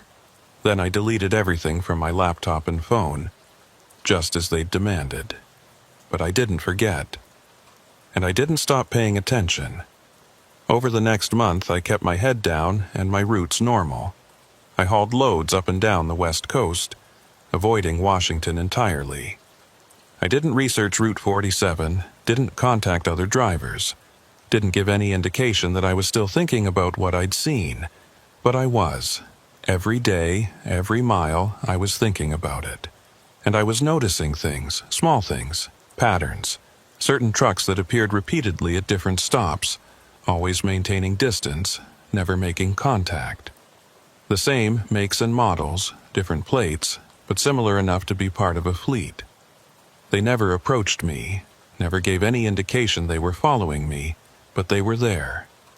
In my mirrors, at fuel stops, in parking lots, I started documenting them, memorizing plate numbers and taking mental notes. After a week, I'd identified at least 6 different vehicles that appeared too frequently to be coincidence. After 2 weeks, I was certain I was under active surveillance. They were watching me, making sure I kept my word, making sure I stayed away from Route 47. Which is exactly why, in the 3rd week of November, I accepted a load that would take me back through Washington. The call from dispatch was routine. They needed someone to haul construction equipment from Portland to Spokane, leaving in 2 days. The route would take me north through Washington on Interstate 5, then east on Route 90. Nowhere near Route 47. I accepted the assignment. But once I was on the road, I made a decision that I knew was either brave or suicidal, and I wasn't sure which. Instead of taking the assigned route, I diverted north toward the closed section of Route 47. I wanted to see it again, in daylight, from a distance. I wanted to confirm that what Kyle and I had found was still there. I approached from a different access road, parking my empty rig at a trailhead and hiking in on foot. No phone, no camera, nothing that could be tracked or recorded. Just me and the forest and the growing certainty that I was making a terrible mistake. The hike took 90 minutes. When I finally reached a vantage point overlooking the highway near mile marker 138, I stopped and stared. The road was gone. Not closed. Not under construction. Gone. Where the highway should have been, there was nothing but raw earth and construction equipment. Massive sections of pavement had been torn up, leaving deep furrows in the landscape. The concrete pads we'd found were gone, the monitoring station demolished. Even the guardrails had been removed in long sections. It looked like a genuine construction zone now, like they were actually repairing the road, not just pretending to close it. But we'd been here 3 weeks ago. The road had been perfect, the pavement had been new. There was no way they could have torn up this much infrastructure in such a short time. Unless they'd started the moment they knew we'd been there. The moment they knew someone had documented the truth. I stood at the edge of the trees, watching construction workers operate heavy machinery in the distance. They were doing real work, creating a real construction site, manufacturing evidence that the road had always been in disrepair, building a cover story that would explain the closure and discredit anything Kyle or I might say about what we'd found. I turned to leave, and that's when I saw him. A man in a DOT vest, standing at the far edge of the construction zone, looking directly at me. Even from 100 yards away, I recognized him. Tolliver Reams. He didn't wave, didn't shout, just stood there, watching me. making sure I understood the message. They knew I was here. They knew I hadn't let it go, and they were warning me one last time. I hiked back to my truck faster than I'd come in, my heart pounding. By the time I reached the trailhead, I was nearly running. I climbed into my cab, started the engine, and pulled onto the highway without looking back. But I couldn't shake the image of Tolliver Reams standing at the edge of that torn-up road, watching me with an expression that wasn't quite threatening but wasn't reassuring either. It was the look of someone who'd won, who knew they'd won, and who was giving me one last chance to accept defeat gracefully.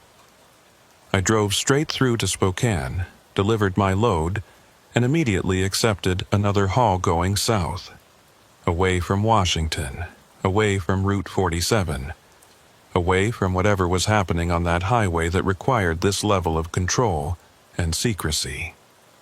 That night, parked at a truck stop in Idaho, I received a text from an unknown number. No words, just an image. A photograph of my truck, taken that afternoon at the trailhead near Route 47. The angle suggested it had been taken from the trees, from someone watching me arrive and depart. They'd been there the whole time, watching me watch them, making sure I understood there was nowhere I could go, nothing I could do that they wouldn't know about.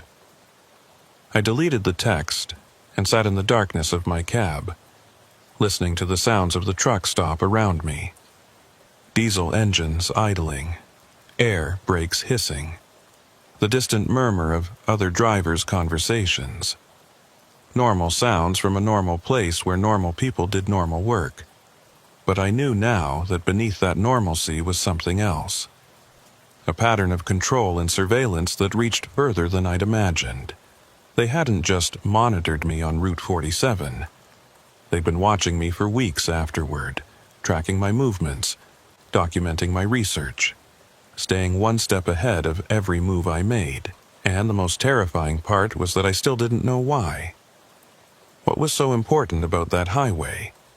What were they testing or measuring or transporting that required this level of operational security? I pulled out the white sign I'd kept on my dashboard, the one that said, "Keep."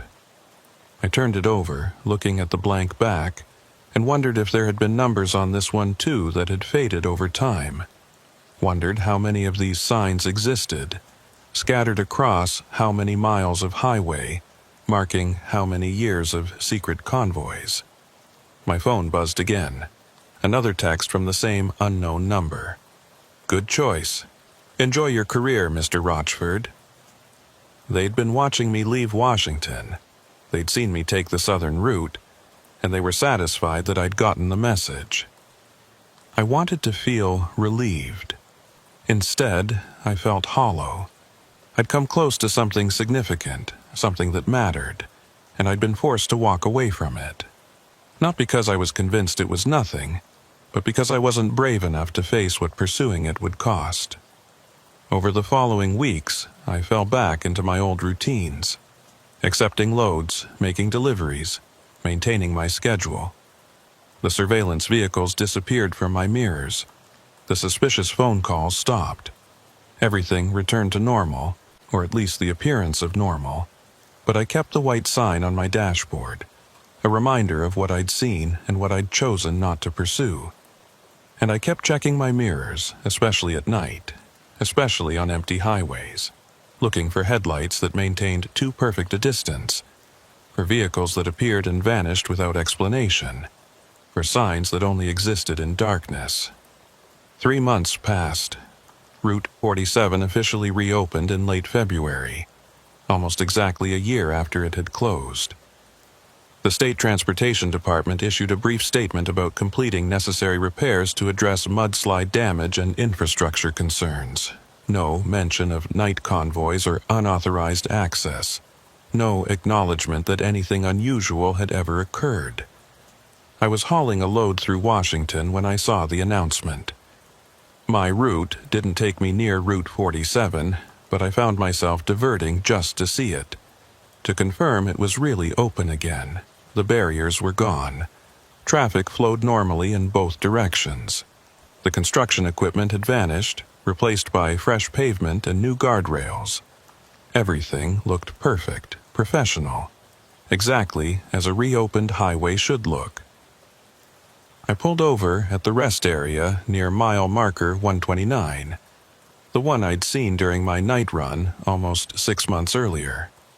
In daylight, it looked completely ordinary.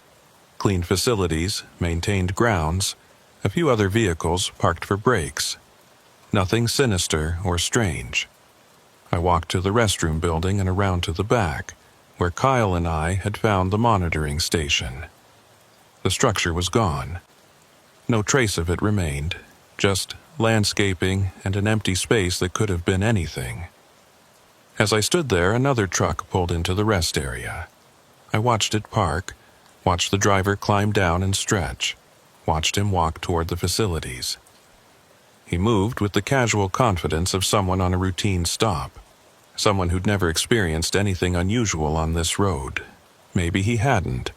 Maybe whatever had been happening here was over now, concluded or moved elsewhere or simply stopped for reasons I'd never understand. Or maybe he had experienced it, and like me, he'd chosen to keep quiet, to accept the official story and live with the weight of unexplained memories. I returned to my truck and pulled back onto the highway. Route 47 stretched ahead of me, perfectly normal in the afternoon light. Cars and trucks moved at standard speeds. The pavement was smooth. The signs were exactly where they should be, displaying the information they were supposed to display. But as I drove, I couldn't help noticing small things. A concrete pad visible in the brush at mile marker 132, partially concealed but still there. Fresh asphalt at mile marker 136 that was slightly different in color from the surrounding surface. A utility access panel at mile marker 144 that seemed newer than it should be. Details that might mean nothing, or might mean everything. I drove through the entire closed section without incident, emerging at the western end where I'd exited that night 6 months ago. Everything was normal. Everything was explicable. Everything made sense. But in my mirrors, I caught sight of a truck that had been behind me since I'd entered the Route 47 section, maintaining a steady distance, never getting closer, never falling back. The same behavior I'd seen in my dash cam footage from that night drive. I watched it for the next 20 miles. It stayed there, constant and unwavering, until I exited onto a different highway. Then it continued straight, disappearing into the flow of traffic as if it had never been following me at all. Maybe it hadn't. Maybe I was seeing patterns where none existed, reading significance into ordinary coincidence. Or maybe they were still watching, still monitoring, still making sure that drivers who'd seen too much understood the consequences of talking. That night, I parked at a truck stop and checked my phone. There was a message from a number I didn't recognize, sent hours earlier while I'd been driving through Route 47. "Welcome back," it said. Nothing more. They'd known I was there, known I'd diverted from my assigned route, known I'd stopped at the rest area and looked for the monitoring station. And they wanted me to know they knew. I deleted the message and sat in the darkness of my cab, thinking about Marcus Holt and Patricia Klein, about Kyle, who'd deleted everything and disappeared from my life, about Brenna, who'd withdrawn her report and stopped answering calls, about all the other drivers who'd experienced something strange on Route 47 and chosen to stay silent rather than risk what speaking up might cost. We were all out here, scattered across the highways of America, carrying our unexplained memories and our unanswered questions, connected by an experience we couldn't prove and wouldn't discuss, isolated by our knowledge of something that officially never happened. The white sign still sat on my dashboard, the word "keep" facing me like an instruction I'd never fully understood. Keep driving, keep quiet, keep pretending everything was normal. I started my engine and pulled back onto the highway. Ahead of me, the road stretched into darkness. disappearing beyond the reach of my headlights. Behind me, in my mirrors, I could see the lights of other trucks following their own routes to their own destinations. And somewhere among them, I knew, were the vehicles that watched and followed and made sure that secrets stayed secret. I'd made my choice. I'd survive by staying silent, by accepting that some questions wouldn't be answered and some experiences wouldn't be explained. It was the smart choice, the safe choice. But as I drove through the night, I couldn't help wondering about the next driver who'd receive a late-night call about a special authorization run through a closed highway, about whether they'd noticed the signs that shouldn't exist and the trucks that vanished without explanation, about whether they'd be brave enough or foolish enough to ask questions. And I wondered if, when they did, they'd find the same walls of silence I'd found, the same careful erasure of evidence, the same quiet pressure to forget what they'd seen and accept what they'd been told. The highway stretched on, mile after mile, under stars that offered no answers. My CB radio occasionally crackled with chatter from other drivers, normal conversation about weather and traffic and which truck stops had the best coffee. But every so often, buried in the static, I thought I heard something else. A word, repeated and faint, barely audible beneath the noise, right. I told myself it was my imagination, a trick of frequency overlap or atmospheric interference. Nothing more than random sounds shaped by a mind looking for patterns. But I heard it again at mile marker 183, and again at mile marker 207.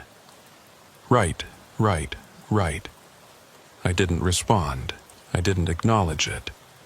I just kept driving, my hand steady on the wheel, my eyes on the road ahead, my mind carefully avoiding the questions I knew better than to ask. The white sign caught the glow of my instrument panel, the word keep casting a small shadow across my dashboard. I left it there, a reminder of what I'd seen and what I'd chosen not to pursue. And in my mirrors, barely visible in the darkness, a pair of headlights maintained their perfect distance, following me through the night, watching, waiting, making sure I kept driving, making sure I kept quiet, making sure I kept the secrets that Route 47 demanded be kept. The highway continued, endless and dark, carrying all of us forward into a night that offered no explanations and promised no relief. Just the endless progression of miles and the certainty that some roads, once traveled, never really let you leave. I checked my mirrors again. The headlights were still there. They would always be there. I drove on.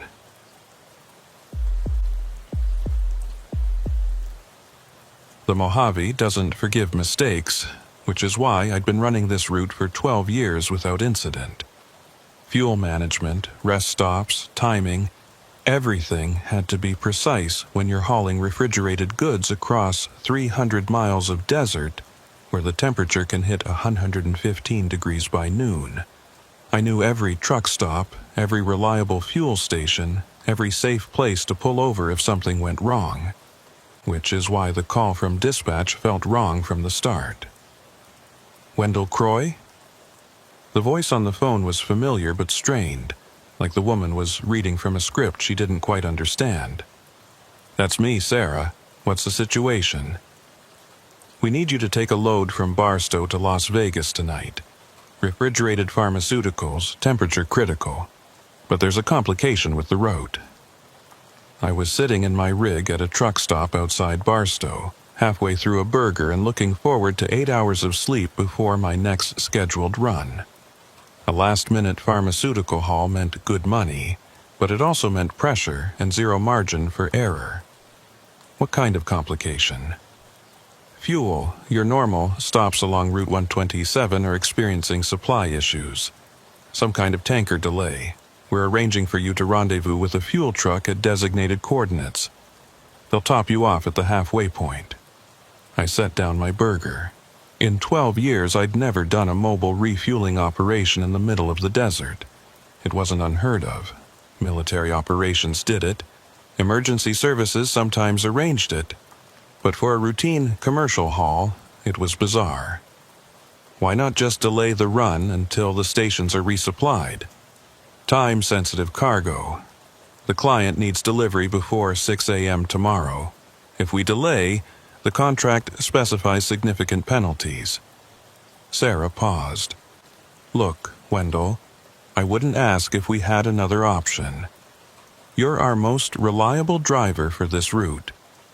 The fuel truck will be operated by Jude Calhoun from Western Tanker Services. Professional operation, everything by the book.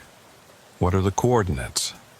She read off a location that put the rendezvous point about halfway between Barstow and Las Vegas, in one of the emptier stretches of the Mojave. Not completely isolated. Route 127 saw regular traffic, but remote enough that you couldn't count on help if something went wrong. The tanker will meet you at 1:30 a.m. Transfer should take 20 minutes maximum. You'll have plenty of fuel to reach Vegas with room to spare. I thought about it. The money was good, and I'd worked with Western Tanker Services before. They were legitimate, professional. If Jude Calhoun was one of their drivers, he'd know what he was doing. All right, I said finally. Send me the complete route and the exact coordinates, and I want Calhoun's phone number in case we need to coordinate. Already emailing it to you, thanks, Wendell. This really helps us out. After the call ended, I pulled up the route on my laptop. Everything looked standard except for the fuel stop, which was marked as a GPS coordinate rather than an actual station. The location was a rest area I'd passed dozens of times. A bare-bones setup with parking and restrooms but no services. Adequate for a quick fuel transfer. I tried calling the number Sarah had provided for Jude Calhoun, but it went straight to voicemail. I left a message confirming the rendezvous time and location, then finished my meal and ran through my pre-trip inspection. The load was already waiting for me at a pharmaceutical distributor's warehouse. Climate-controlled cargo, insulin, and other medications that needed to stay between 36 and 46 degrees Fahrenheit. The refrigeration unit on my trailer was running perfectly, and I spent extra time verifying the temperature monitoring systems. If this cargo spoiled because of equipment failure, it wouldn't just cost money, it would cost people their medication. I pulled out of Barstow at 11:15 p.m., giving myself plenty of time to reach the rendezvous point by 1:30. The night was clear and cool, the kind of desert evening where you could see stars stretching from horizon to horizon. Traffic was light, mostly long-haul truckers and the occasional passenger vehicle. Route 127 cut north through the Mojave, a straight line through some of the most desolate landscape in North America. During the day, the heat radiating off the desert floor created mirages that made the road seem to ripple like water. At night, it was just darkness punctuated by the occasional lights of distant towns and the steady glow of my instrument panel. I passed through Baker around midnight, noting that the truck stop there was indeed closed for fuel service. A handwritten sign taped to the pumps apologized for the inconvenience and directed customers to alternative locations 40 miles in either direction. So, that part of the story checked out. The desert stretched endlessly on both sides of the highway, disappearing into darkness beyond the reach of my headlights. I kept the radio on, listening to late-night talk shows and occasional trucker chatter on the CB. Somebody reported a disabled vehicle near mile marker 89. Someone else warned about a highway patrol speed trap near the Nevada border. Normal traffic, normal night. At 1:15 a.m., I started watching for the rest area that marked the rendezvous point. It appeared right where it should have. A small turnoff with a parking loop and a concrete restroom building. But there was no tanker truck waiting. I pulled into the rest area and parked, leaving my engine running to keep the refrigeration unit operating. The temperature gauge showed the cargo holding steady at 39 degrees. Everything working as it should. I tried calling Jude Calhoun again. This time the call connected, but before anyone spoke, I heard only static and what might have been wind noise. "Calhoun, this is Wendell Croy. I'm at the rendezvous point." More static, then a voice, faint and broken. 20 minutes. GPS coordinates. "You're breaking up. Are you 20 minutes out?" "Confirmed. Watch for..." The line went dead. I checked the GPS coordinates Sarah had sent me. They matched my current location exactly. So either Calhoun was running late, or I'd misunderstood the timing. I climbed down from my cab and walked around my rig, checking everything out of habit. The trailer's refrigeration unit hummed steadily. The tires looked good. The fuel gauge showed just over half a tank, which would normally be plenty to reach Las Vegas, but with the added weight of the pharmaceutical cargo and the need to run the refrigeration continuously, I'd be cutting it close without the refuel. The rest area was empty except for my truck. No other vehicles. No lights except the single pole lamp illuminating the restroom building. In the distance, I could see the lights of occasional vehicles passing on the highway, but none turned in. At 1:50 a.m., headlights finally appeared, approaching from the south. A large tanker truck, moving at steady speed, turned into the rest area and pulled up parallel to my rig. The side of the truck displayed Western Tanker Services markings, exactly as expected. A man climbed down from the cab. He was maybe 40, wearing work coveralls and a cap, moving with the efficiency of someone who'd done this job many times. He walked over to my truck and nodded. "Wendell Croy?" "That's me. Jude Calhoun?" "Yeah, sorry about the delay. Had some confusion about the exact coordinates." He gestured to his tanker. "Let's get you fueled up so you can make your delivery." The transfer process was straightforward. Calhoun positioned his tanker properly, connected the fuel lines to my truck's tanks, and started the pump. The familiar smell of diesel filled the air as fuel flowed from his tanker into my rig. "You do many of these mobile refueling operations?" I asked, watching the gauge. "Few a year. Usually, emergency situations are remote locations where it's easier to bring fuel to the truck than bring the truck to the fuel." He checked his flow meter. "This one's a bit unusual, though. Normally, we coordinate these things weeks in advance, not day of." "Yeah, dispatch made it sound urgent. Something about fuel supply problems." Calhoun frowned. "First I've heard of any supply issues in this area. Our distribution network's been running normal all week." That caught my attention. "So why the mobile refueling?" "Above my pay grade. I got the call this afternoon. They sent me coordinates and a time, and here I am." He tapped the meter. "You're at 3/4. Want me to top you off?" "Yeah, go ahead." The transfer took another 10 minutes. When we were done, Calhoun disconnected the lines, secured everything on his tanker, and handed me a receipt from a handheld device. "Sign here confirming volume and no spills." I signed the electronic pad and checked the receipt. Everything looked standard. Volume, rate, timestamp. But something about the timestamp bothered me. It showed 11:47 p.m., nearly 2 hours earlier than the actual transfer time. "Your device is showing the wrong time," I pointed out. Calhoun looked at the screen and frowned. "That's weird.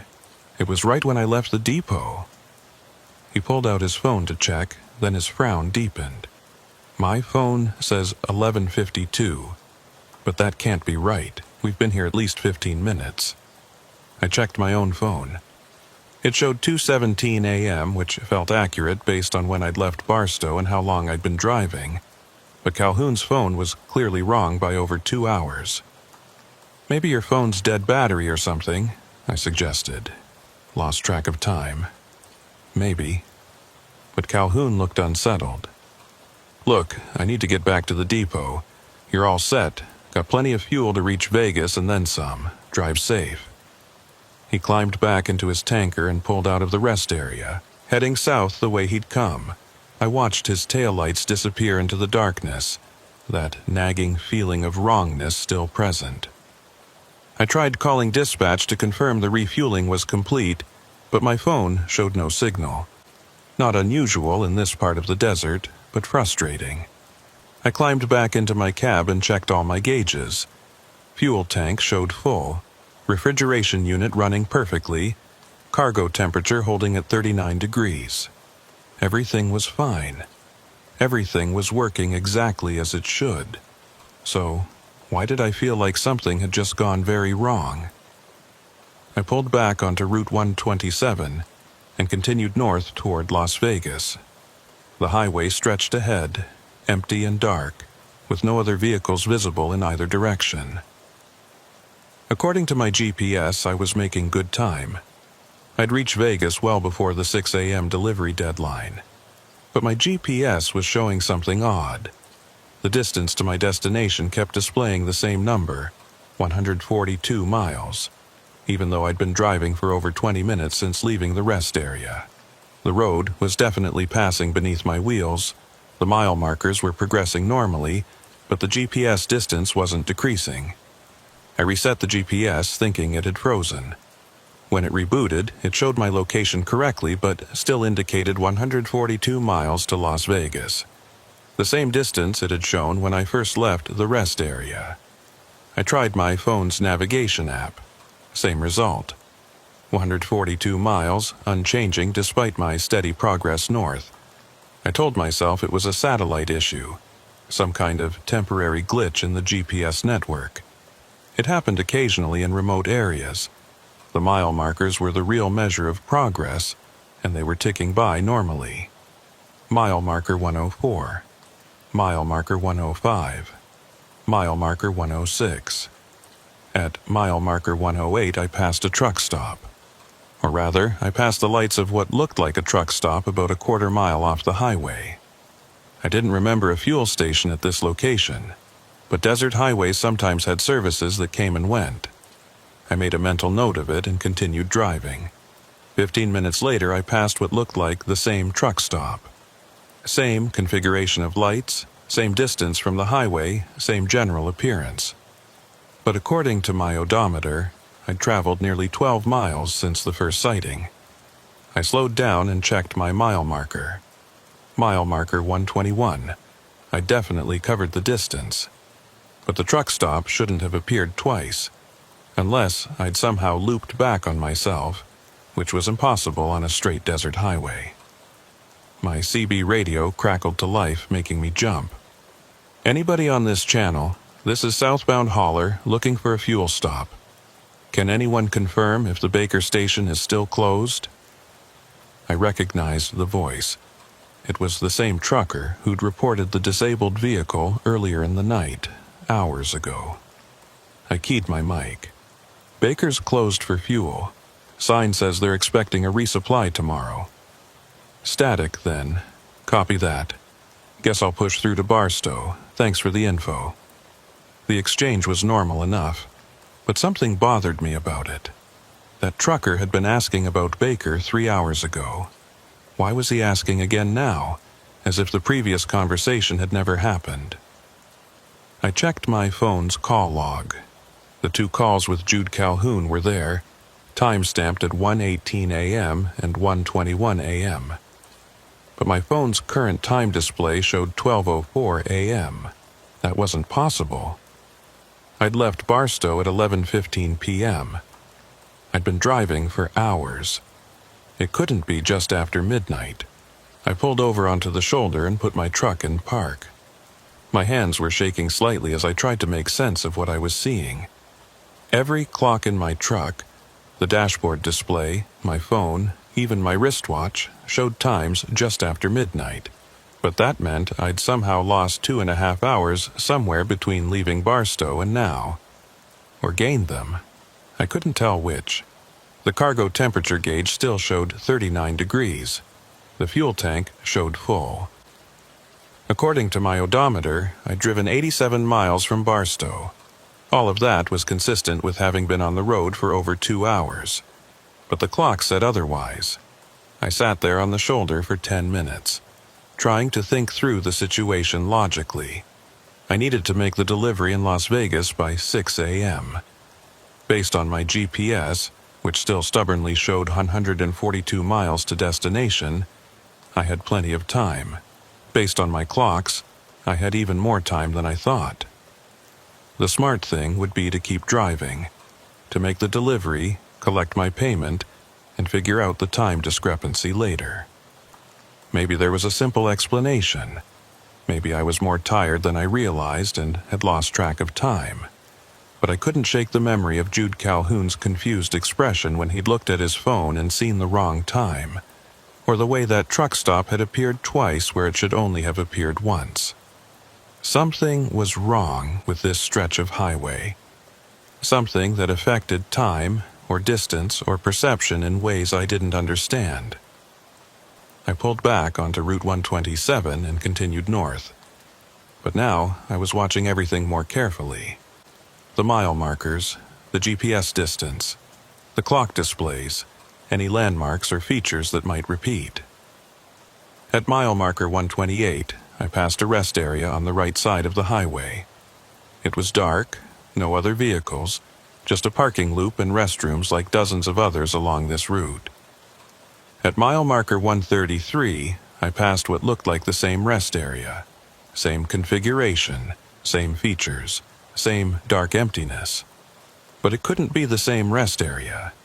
I'd driven 5 miles between sightings. There should have been 5 miles of empty desert, not a duplicate facility. I marked the location in my notebook and kept driving. My fuel gauge, which should have dropped slightly by now, still showed completely full. My trip odometer, which I'd reset when leaving Barstow, showed 94 miles traveled. But my GPS distance to Las Vegas remained unchanged at 142 miles. The numbers didn't add up. Nothing added up. I tried calling dispatch again, but my phone still showed no signal. I tried the CB radio but heard only static on all channels. The occasional burst of voice, fragments of conversations that sounded distant and distorted, but nothing I could respond to coherently. At mile marker 147, something caught my attention in the darkness ahead. Lights, but not from a vehicle or structure. They seemed to be floating above the desert floor, pale and steady, clustered in a group about a mile off the highway. I slowed down, trying to make sense of what I was seeing. As I got closer, the lights resolved into what looked like a small building. A structure that shouldn't have been there in a location where I'd never seen any development before. But as I drew parallel with the lights, they suddenly went dark. Complete and instant, as if someone had flipped a switch. One moment they were there, the next moment, nothing but darkness. I continued past, checking my mirrors. The lights didn't return. My hands were tight on the wheel now, tension building in my shoulders. I'd been driving this route for 12 years. I knew every landmark, every feature, every structure visible from the highway, and I'd never seen lights in that location before. The highway stretched ahead, straight and empty, disappearing into darkness beyond my headlights' reach. Behind me, my trailer's refrigeration unit hummed steadily, keeping the pharmaceutical cargo at proper temperature. All my systems were functioning normally, but nothing about this night felt normal anymore. At mile marker 156, I saw headlights in my rearview mirror. A vehicle approaching from behind, moving faster than I was. As it got closer, I could see it was a tanker truck. The same tanker truck. Western Tanker Services markings visible in my side mirrors as it pulled into the passing lane. Jude Calhoun's truck, which should have been heading south toward his depot, was instead heading north on Route 127. The tanker passed me and continued ahead, its taillights disappearing into the darkness. I grabbed my CB mic. "Calhoun, this is Wendell Croy. What are you doing heading north?" Static, no response. I tried again. Jude Calhoun, Western Tanker Services. Do you copy? More static, then a burst of voice, distorted and broken. Coordinate check. GPS reading. Calhoun, you passed me heading north. I thought you were returning to your depot. South. Heading south. Confirmed. But I'd just watched him pass me going north. I was certain of it. Unless my sense of direction was wrong. Unless I was the one who was confused about which way was which. I checked my GPS. It showed me on Route 127, heading north toward Las Vegas, exactly where I should be. The mile markers confirmed it. The road signs confirmed it. But Jude Calhoun's tanker had been heading in the same direction I was, and he'd insisted he was going south. One of us was wrong about our direction, and I was no longer certain it wasn't me. The highway continued, empty and dark, with no other traffic visible. I drove in silence, the only sounds the rumble of my engine and the steady hum of the refrigeration unit. My GPS still showed 142 miles to Las Vegas. My clocks still showed impossible times. And somewhere ahead of me in the darkness, Jude Calhoun's tanker continued on a route that didn't match what either of us believed we were driving. I had 142 miles left to go. Or I'd already driven them. Or I was somehow stuck driving the same miles over and over, caught in a loop I couldn't perceive. The desert held no answers. It just stretched endlessly in all directions, dark and vast and indifferent to my confusion. I kept driving, because that's all I could do.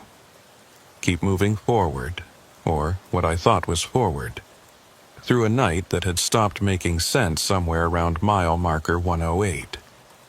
The pharmaceutical cargo needed to reach Las Vegas by 6 a.m. I had a job to complete, a contract to fulfill, but as I watched the unchanging numbers on my GPS and the impossible times on my clocks, I began to wonder if I'd ever actually reach my destination, or if I was already there, somehow, driving through a version of Route 127 that existed outside normal space and time, where distance and duration had become meaningless measurements. The mile markers kept counting upward. The road kept passing beneath my wheels. But nothing was actually changing, and I had no idea how to make it stop. I drove for what felt like another hour, though my clocks refused to confirm it. The dashboard display cycled through times that made no sense. 12:47 a.m., then 11:23 p.m., then 1:04 a.m. My phone had stopped updating entirely, frozen at 12:04. Even my wristwatch, a mechanical piece I'd owned for 20 years, seemed to be running backward and forward in irregular intervals. The only constant was the mile markers. They progressed steadily, 163, 164, 165. Physical proof that I was actually moving, actually covering distance, even if every other measurement insisted otherwise. At mile marker 178, I spotted something that made me ease off the accelerator. Lights ahead, off to the right side of the highway. Not the floating, sourceless lights I'd seen earlier, but the familiar glow of a gas station. The kind of truck-friendly facility I'd been hoping to find, with multiple pumps and what looked like a small convenience store. I didn't remember a station at this location, but after everything else I'd experienced tonight, my memory felt unreliable. Maybe there'd always been a station here, and I'd simply never needed to stop. The Mojave had scattered services along its highways, some barely marked, easy to miss if you weren't looking for them. As I got closer, I could make out more details. The station was old-style, with an analog price board and overhead canopy lighting. A single car was parked near the building, but I couldn't see anyone around it. The whole place had a functional but dated appearance, like it had been built in the 70s and never updated. I considered driving past. My fuel gauge still showed full, despite the miles I'd covered, but something about the station pulled at me. Maybe just the basic human need for contact with something solid and real after hours of navigating increasingly surreal circumstances. I pulled off the highway and into the station lot. As I rolled to a stop near the diesel pumps, I noticed the price board showing rates that seemed impossibly low, $2.37 per gallon. Those were prices from 15 years ago, not current rates. The station door opened and a woman stepped out. She was maybe 60, wearing a faded work shirt and jeans, moving with the unhurried pace of someone who'd been working night shifts for decades. She walked toward my truck with a practiced smile. I climbed down from the cab and nodded a greeting. Didn't know there was a station at this location. Been here 40 years, she replied. Most folks miss us.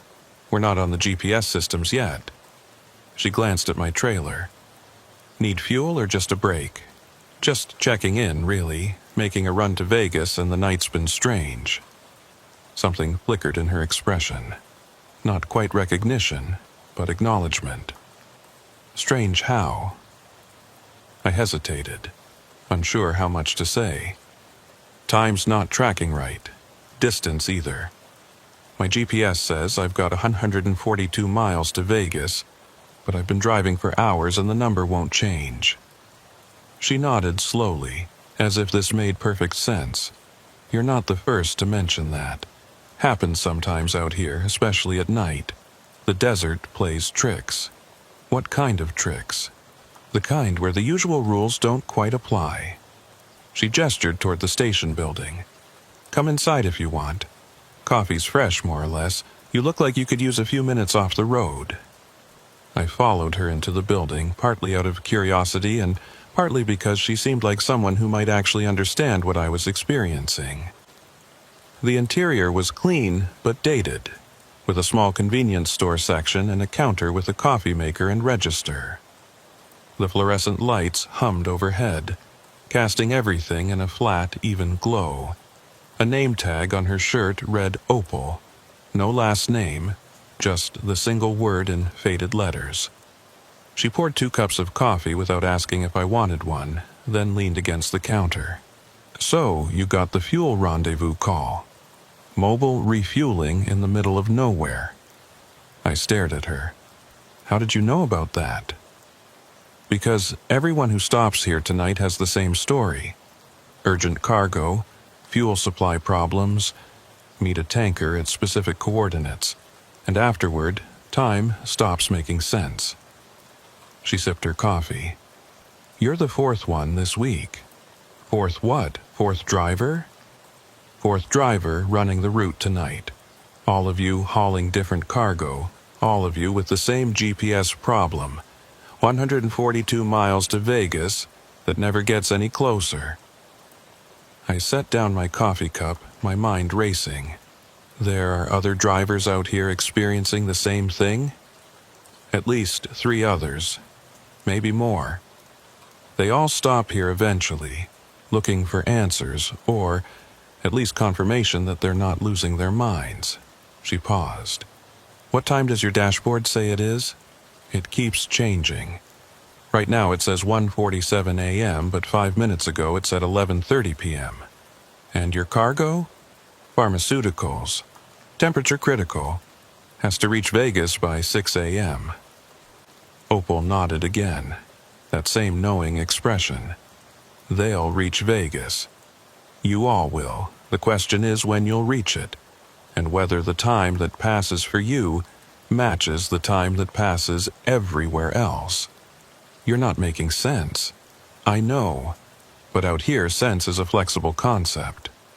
She walked to the window and looked out at the dark highway.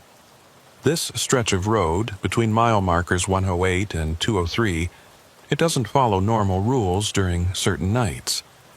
Time stretches or compresses. Distance becomes relative. The usual measurements stop working. Why? I don't know why, I just know it happens. Been watching it happen for 15 years, ever since they started running those special convoys through here. What special convoys? She turned back to face me. The ones they don't talk about.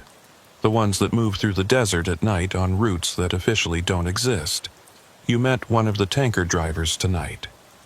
Jude Calhoun. You know him? He stops here sometimes. Him and about a dozen other drivers who run supplies for those convoys. Fuel, water, parts, support operations for trucks moving cargo that someone doesn't want tracked through normal channels. I thought about Calhoun's confusion when his phone showed the wrong time. He seemed as confused as I am about what's happening, because he is. The support drivers aren't told what's really going on. They just get coordinates and schedules and payment. Most of them never notice the time problems because they're only in the affected zone for short periods. But you, hauling cargo all the way through it, you're getting the full experience. What is the full experience? Opal refilled her coffee cup. Best I can figure, you're driving through the same stretch of road multiple times without realizing it. Not a loop exactly, more like the road is folded somehow, layered. You cover the distance, but you also don't cover it. You're here and not here simultaneously. That's impossible. And yet here you are, with clocks that won't track properly and a GPS that won't decrease. What's impossible is just what hasn't been explained yet. She paused. The other drivers who stopped here tonight, they're all still on the same road you're on. All of you moving toward Vegas, all of you stuck in this stretched out section of highway that doesn't want to let you reach the end. I tried to process what she was saying. How do I get out of it? You keep driving. Eventually, the road releases you. You'll reach Vegas, make your delivery, and when you check your logs afterward, everything will show normal transit time. But your memory will tell you different. You'll remember hours or days that didn't happen according to the official record. Has anyone ever not made it out? Her expression darkened slightly. A few. Drivers who panicked, who stopped and refused to keep moving. The road doesn't like that. Doesn't like vehicles sitting still in the stretched section. Those trucks eventually get found, but the drivers... She trailed off. What about the drivers? They're gone. No bodies, no evidence of what happened. Just empty trucks with full fuel tanks and cargo still secured. As if the drivers simply stepped out and walked away into the desert. I felt a chill despite the warm coffee. Why are you telling me this? Because you need to know. You need to understand that the only way through is forward. Don't stop. Don't turn around.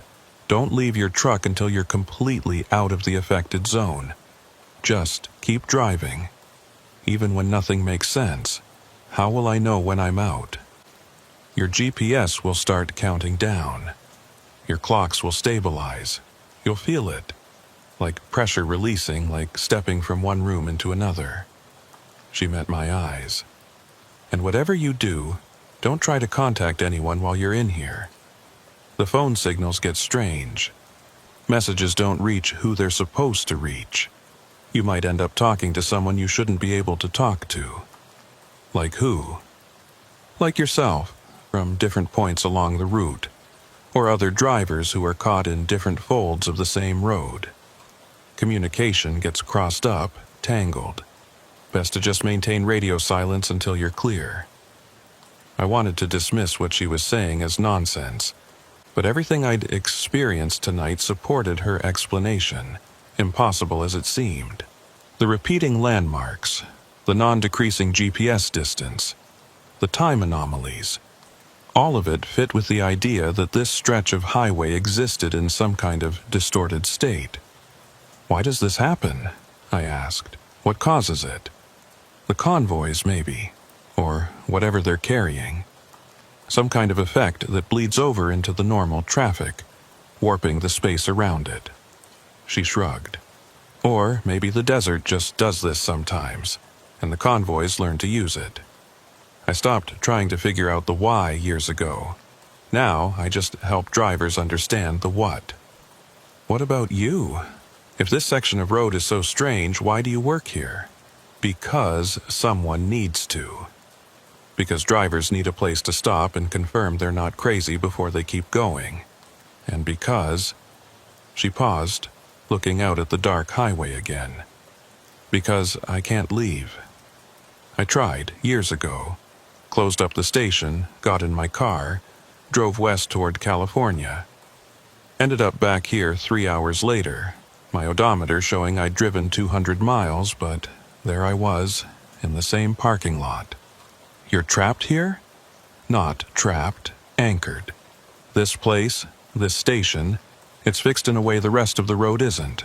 So I stay, and I help drivers when I can, and I watch the convoys pass through in the night carrying cargo I'll never know about.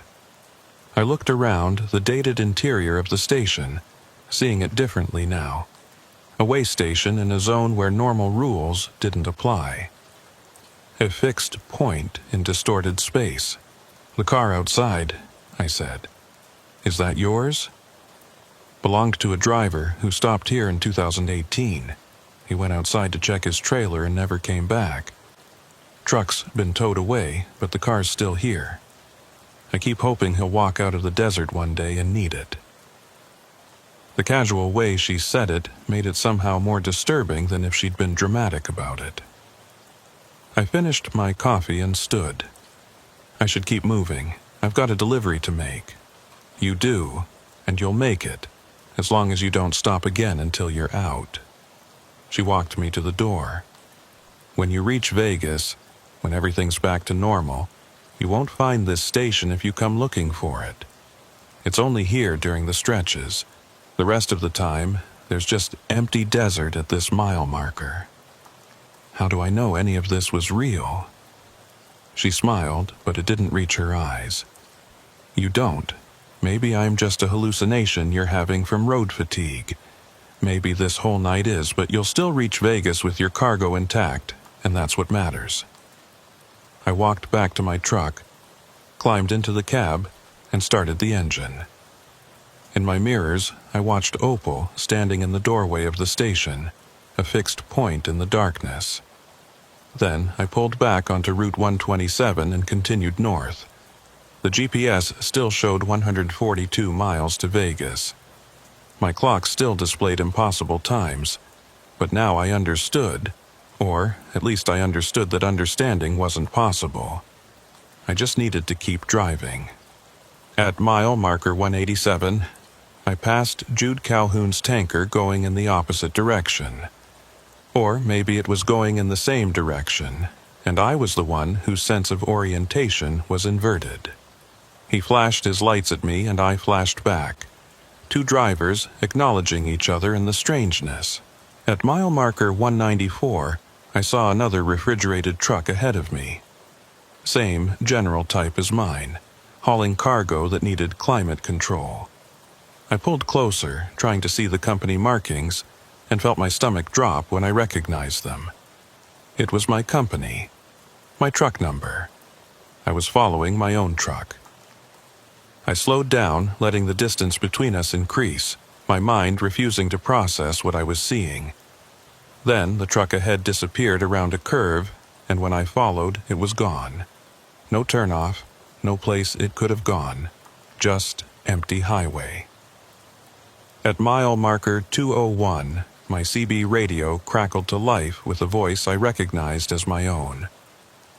This is Wendell Croy hauling pharmaceuticals, checking in at mile marker 108, everything running smooth, making good time.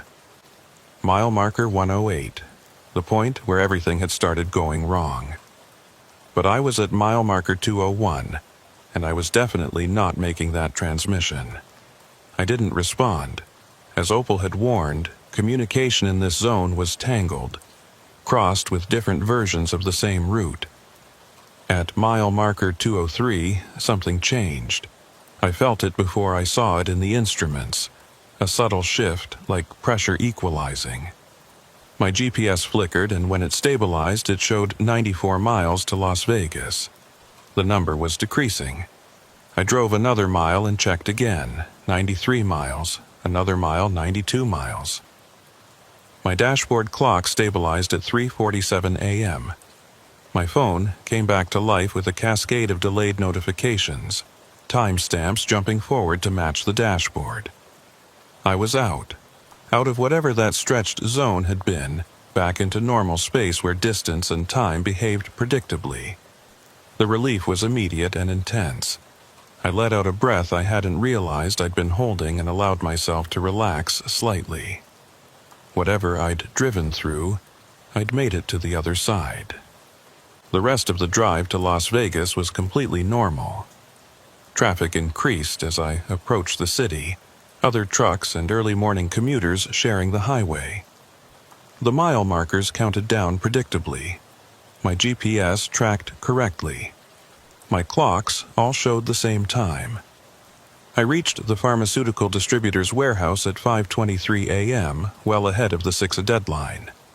The cargo temperature had held perfectly at 39 degrees throughout the entire journey. The receiving dock worker checked everything, signed off on the delivery, and thanked me for making good time. "Any problems on the route?" he asked, making small talk while his crew unloaded the trailer. "No problems," I said, because what else could I say? I checked my trip computer before leaving the warehouse. It showed I'd driven 304 miles from Barstow to Las Vegas. The elapsed time showed 5 hours and 40 minutes. Everything was within normal parameters. But my memory held something different. I remembered hours of driving through repeated sections of highway, watching unchanging GPS distances, experiencing time that flowed in irregular patterns. I remembered Opal in her station, warning me about drivers who'd vanished. I remembered following my own truck. I drove to a truck stop in Vegas and parked, needing sleep but knowing it wouldn't come easily. I pulled up my phone's map application and searched for fuel stations along Route 127 at the location where I'd met Opal. No results, no station listed at that mile marker. Just empty desert, according to the map. I tried searching for the station name, for Opal's name, for any reference to a truck stop at that location. Nothing. As she'd said, it was only there during the stretches, whatever that meant. I thought about calling dispatch to report the unusual experience, but what would I say? That I'd driven through a zone where distance and time didn't work properly? That I'd gotten fuel from a tanker driver who'd been equally confused? That I'd stopped at a station that didn't officially exist? They'd think I was having some kind of breakdown. They'd require medical evaluation, psychological screening. They might suspend my license while they investigated. Better to say nothing, to file the standard trip report showing normal transit times and no incidents. But I couldn't shake the memory of what I'd experienced. And I couldn't stop thinking about the other drivers Opal had mentioned, the ones who'd stopped before reaching the end of the stretched zone. The ones whose empty trucks had been found, but whose bodies had never been recovered. What had happened to them? Where had they gone? I tried to sleep, but managed only a few hours of restless dozing. My dreams were full of endless highways and unchanging distances, of following my own taillights into infinite darkness. When I woke, it was early afternoon. I had a message from dispatch asking if I was available for a return haul to California. Standard work, normal route, good pay. I accepted it without hesitation. Whatever I'd experienced on Route 127, I needed to prove to myself that I could still do the job normally. That the strange night hadn't broken something fundamental in my ability to navigate and trust my instruments. The return trip was completely unremarkable. I hauled agricultural equipment from Las Vegas to Bakersfield, taking Interstate 15 south and avoiding Route 127 entirely. The drive was boring and predictable, and exactly what I needed. But as I drove, I found myself checking my mirrors more frequently than usual, looking for tanker trucks that shouldn't be there, for my own vehicle somehow following me, for any sign that the strangeness was continuing. I saw nothing unusual, just normal traffic on a normal highway. When I reached Bakersfield and completed the delivery, I felt something close to relief. Whatever I'd driven through on Route 127, it had been contained to that one night, that one stretch of road. It wasn't following me. It wasn't spreading. I had survived it, and I could move on. But that night, parked at a truck stop and checking my route for the next day's haul, I found myself pulling up a map of Route 127, zooming in on the section between mile markers 108 and 203, looking for any indication of what might be different about that stretch of highway. The map showed nothing unusual, just a road through the desert, straight and unremarkable. But I knew better. I knew that during certain nights, for reasons I didn't understand, that road stopped being normal. It stretched and folded and trapped drivers in recursive loops where time and distance became meaningless. And somewhere along that route, there was a gas station that didn't exist except when it was needed, run by a woman named Opal who'd been there for 15 years, watching the convoys pass and helping confused drivers understand that they weren't crazy. Or maybe I'd hallucinated the whole thing. Maybe road fatigue and stress had created false memories of impossible events. But my trip computer told a different story. It showed that I'd driven 304 miles in under 6 hours, which was a perfectly normal time. But my memory insisted I'd been driving for much longer, through hours that the clocks refused to acknowledge. Someone was right, either my memory or the official record. But they couldn't both be true. I closed the map application and tried to sleep. Tomorrow I had another load, another route, another chance to prove that I was still a reliable driver who could be trusted with valuable cargo. But I knew I'd never take a run on Route 127 again if I could avoid it. Some roads, I'd learned, were best left to others. Some roads didn't want you to reach the end. And some roads held their travelers in loops you might never escape, driving the same miles forever, while thinking you were making progress. I'd been lucky. I'd kept moving, as Opal had advised. I'd reached the end and escaped back into normal space. But I couldn't stop thinking about the drivers who hadn't been so lucky, who'd stopped in the stretched zone and never moved again. Were they still there somehow? Still trapped in their trucks at various points along Route 127, experiencing time that didn't flow normally, unable to reach the end. I didn't want to know the answer. I just wanted to drive normal roads, with normal distances, on normal nights where the GPS worked properly and time passed at the expected rate. But I knew I'd never completely forget what I'd experienced. The memory of that night would stay with me. A reminder that sometimes the roads we travel hold secrets we're not meant to understand. And sometimes the desert doesn't let go. I stayed away from Route 127 for 6 weeks. My dispatcher never questioned it when I requested routes that kept me in California or sent me east toward Arizona instead of north through Nevada. There were plenty of loads that didn't require crossing the Mojave at night, and I made sure those were the only assignments I accepted. But the memory of that night wouldn't fade. If anything, it grew sharper with time, more detailed, more insistent. I could still see Opal's face in the fluorescent light of that impossible gas station. Could still feel the wrongness of watching my GPS distance refuse to change.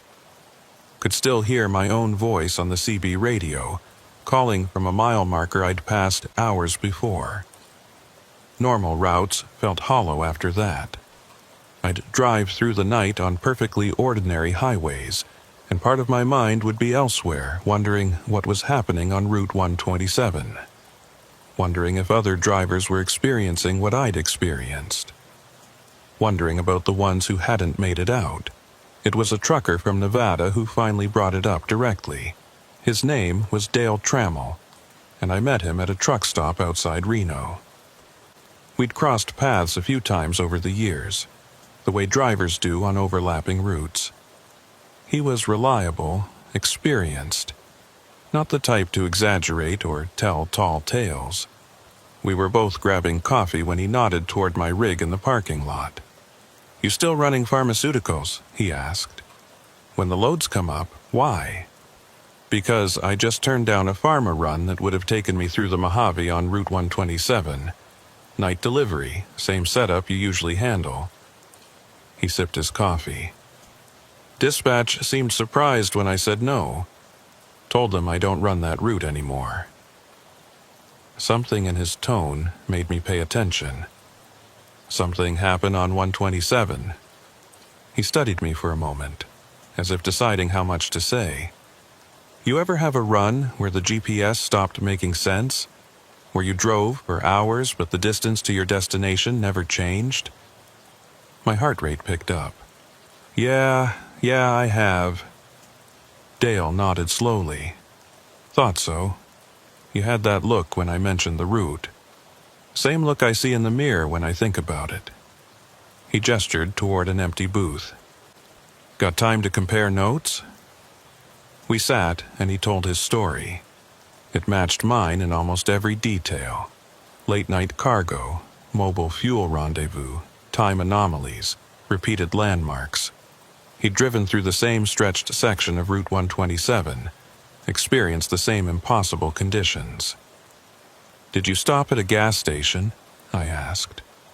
Old-style place? Woman named Opal running it? His eyes widened. You saw her too?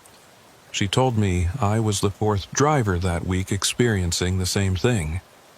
She told me I was the third, but that was 2 months ago. Dale pulled out a small notebook. I've been documenting everything I can find out about Route 127, trying to make sense of it. What have you found? Not much that helps. The route's been there for decades. Normal highway maintenance records. No official incidents beyond standard accidents and breakdowns. But when you dig into trucker forums and talk to other drivers off the record, there's a pattern. He showed me the notebook. It contained dates, driver names, brief descriptions of experiences. I recognized some of the names from CB chatter over the years. Experienced, reliable drivers who'd suddenly stopped taking certain routes or had left the industry entirely. How many? I asked. At least 20 cases I can confirm in the past 5 years. Probably more who won't talk about it. All of them had similar experiences on Route 127 during night runs. Time problems, distance problems, repeated landmarks. Some saw Opal's station, others didn't, but reported other impossible things. Like what? Following their own trucks, hearing their own voices on the radio from different points in time, passing the same rest area multiple times without turning around. He paused. And then there are the ones who didn't make it out. I felt that chill again. The same one I'd felt when Opal had told me about empty trucks and missing drivers. How many missing? 4 that I can document. Trucks found abandoned on Route 127, engines running, cargo intact, drivers gone.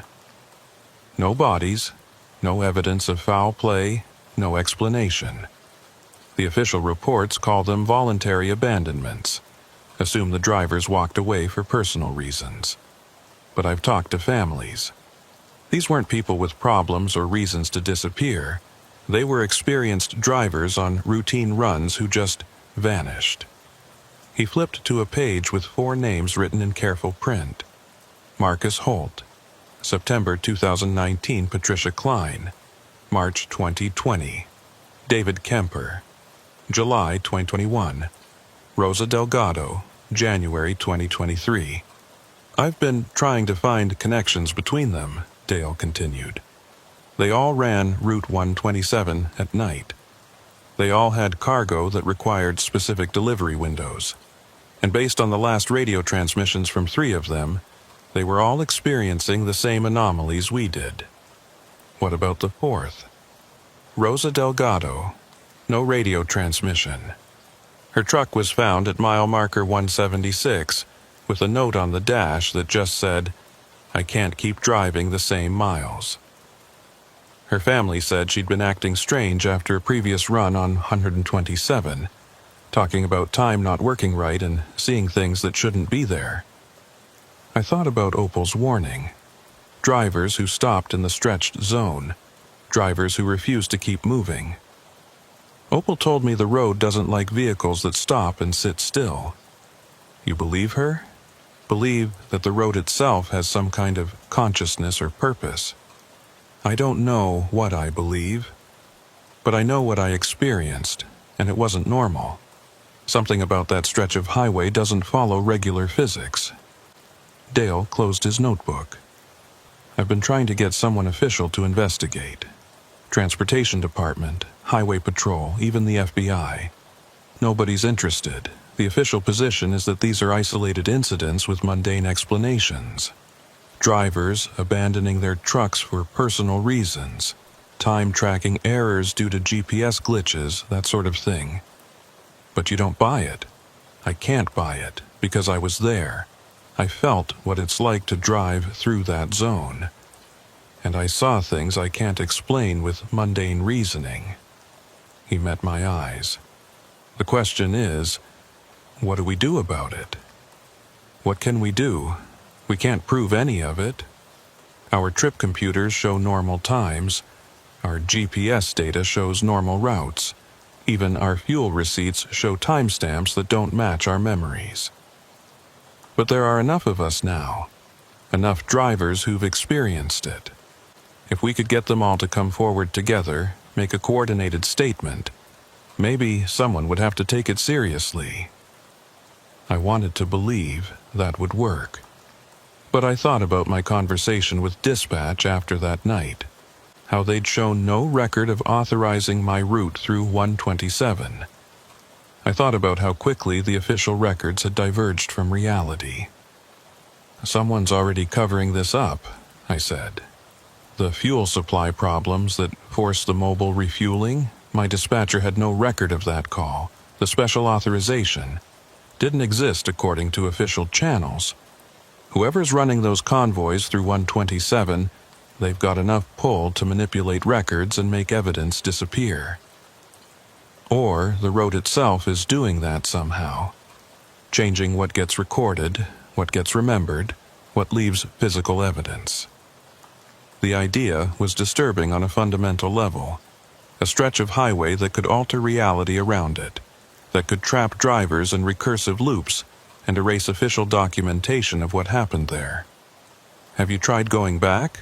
I asked. Driving through 127 during the day to see if anything's different? Twice, both times, completely normal. Standard highway, standard landmarks, everything makes sense. Whatever causes the stretched zone, it only happens at night, or only happens during certain nights. The nights when the convoys are running. Dale nodded. That's my theory. Whatever those trucks are carrying, it creates some kind of field effect that distorts space and time around them. Normal traffic gets caught in the distortion, experiences the anomalies. But by morning, when the convoys are gone, everything returns to normal. What could create that kind of effect? I don't know. I'm a trucker, not a physicist, but I've been reading about theoretical stuff, experimental technologies, quantum effects, that sort of thing. There's research into exotic matter that could theoretically warp space-time. Maybe someone's figured out how to do it practically, and they're using Route 127 as a test corridor. It sounded like science fiction, but then everything I'd experienced that night had felt like science fiction. If that's true, I said, then the missing drivers might not be dead. They might be trapped somehow in the distortion, stuck in a fold of the road that never resolves back to normal. Dale's expression was grim. I've thought about that. It might actually be worse than death. Imagine being caught in that stretched zone permanently, driving the same miles over and over. Your clock's never advancing, your GPS never decreasing. No way to reach the end, no way to escape. The thought made my skin crawl. I'd experienced just a few hours of that disorientation, and it had been deeply disturbing. Days or weeks of it would be maddening. Years would be incomprehensible. "We have to do something," I said. "We can't just let this keep happening."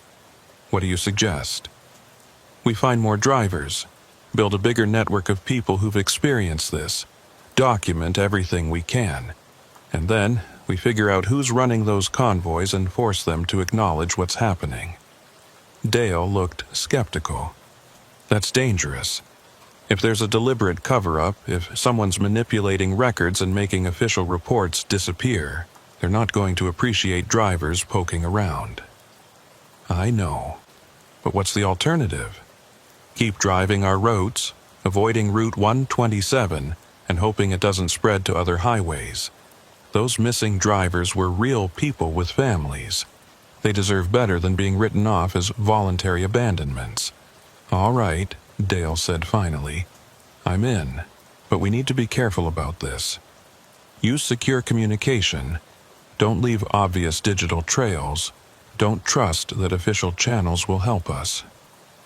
Over the next month, Dale and I quietly reached out to other drivers we thought might have experienced something on Route 127. We used CB radio codes and truck stop meetings, avoiding phones and emails that could be monitored. It was slow, careful work, but gradually we built a network of 7 drivers willing to talk about their experiences. Every story had the same core elements: night runs on Route 127, time anomalies, distance that wouldn't decrease, repeated landmarks, and the sense that something was fundamentally wrong with that stretch of highway during certain nights. 3 of them had stopped at Opal Station. They all described her the same way. Older woman, calm demeanor, seems to understand what's happening. And they all confirmed that the station didn't exist when they tried to find it again during daylight hours. One driver, a woman named Ellen Carver, had something none of the rest of us had thought to check. She'd photographed her instrument panel during the anomalies, trying to document the impossible GPS readings and time displays. When she showed us the photos, they were normal. Standard instrument panel, reasonable times, GPS showing distances that made sense. The anomalies she'd witnessed and documented weren't captured in the images. "It's like the road won't let itself be proven," she said. "Everything that would serve as evidence gets altered or erased or just doesn't show up in recordings." Dale had a different explanation. "Or the distortion affects recording equipment differently than human perception. We experience the stretched time, but devices record what's really happening from an outside perspective. Either way, it meant we had no hard evidence. Just testimony from a handful of truckers claiming impossible experiences on a highway that looked completely normal in daylight. Then, in the 6th week after my initial night on Route 127, something changed. I got a call from a number I didn't recognize. The voice on the other end was male, professional, controlled. "Wendell Croy? My name is Agent Hassler. I'm with a federal task force investigating anomalous phenomena on certain transportation corridors. I understand you've had unusual experiences on Route 127 in Nevada." My first instinct was to deny everything, but something about his tone suggested he already knew. "Who told you that?" "We've been monitoring communication patterns among commercial drivers. Your name came up in connection with several others who've reported similar incidents. I'd like to meet with you to discuss what you've experienced." "What task force? Which agency?" "That's sensitive information. But I can tell you that your experiences are being taken seriously at the federal level, and we'd appreciate your cooperation in understanding what's happening on that highway." It could be legitimate, or it could be whoever was running the convoys, trying to identify and silence drivers who'd seen too much. "I need to think about it," I said. "Of course. But Mr. Croy, I should mention that we're also concerned for driver safety. 4 individuals have vanished on Route 127 in the past few years. We'd like to prevent that number from increasing. Your information could help us do that." He left a callback number and ended the call. I immediately contacted Dale and the other drivers in our network, warning them about the contact.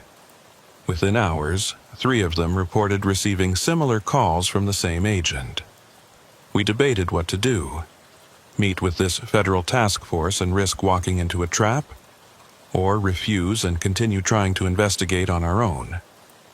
The decision was made for us when Ellen Carver called with disturbing news. She'd accepted a load that would take her through Route 127 at night, thinking she'd be safe since she knew what to expect. But she'd never reached her destination.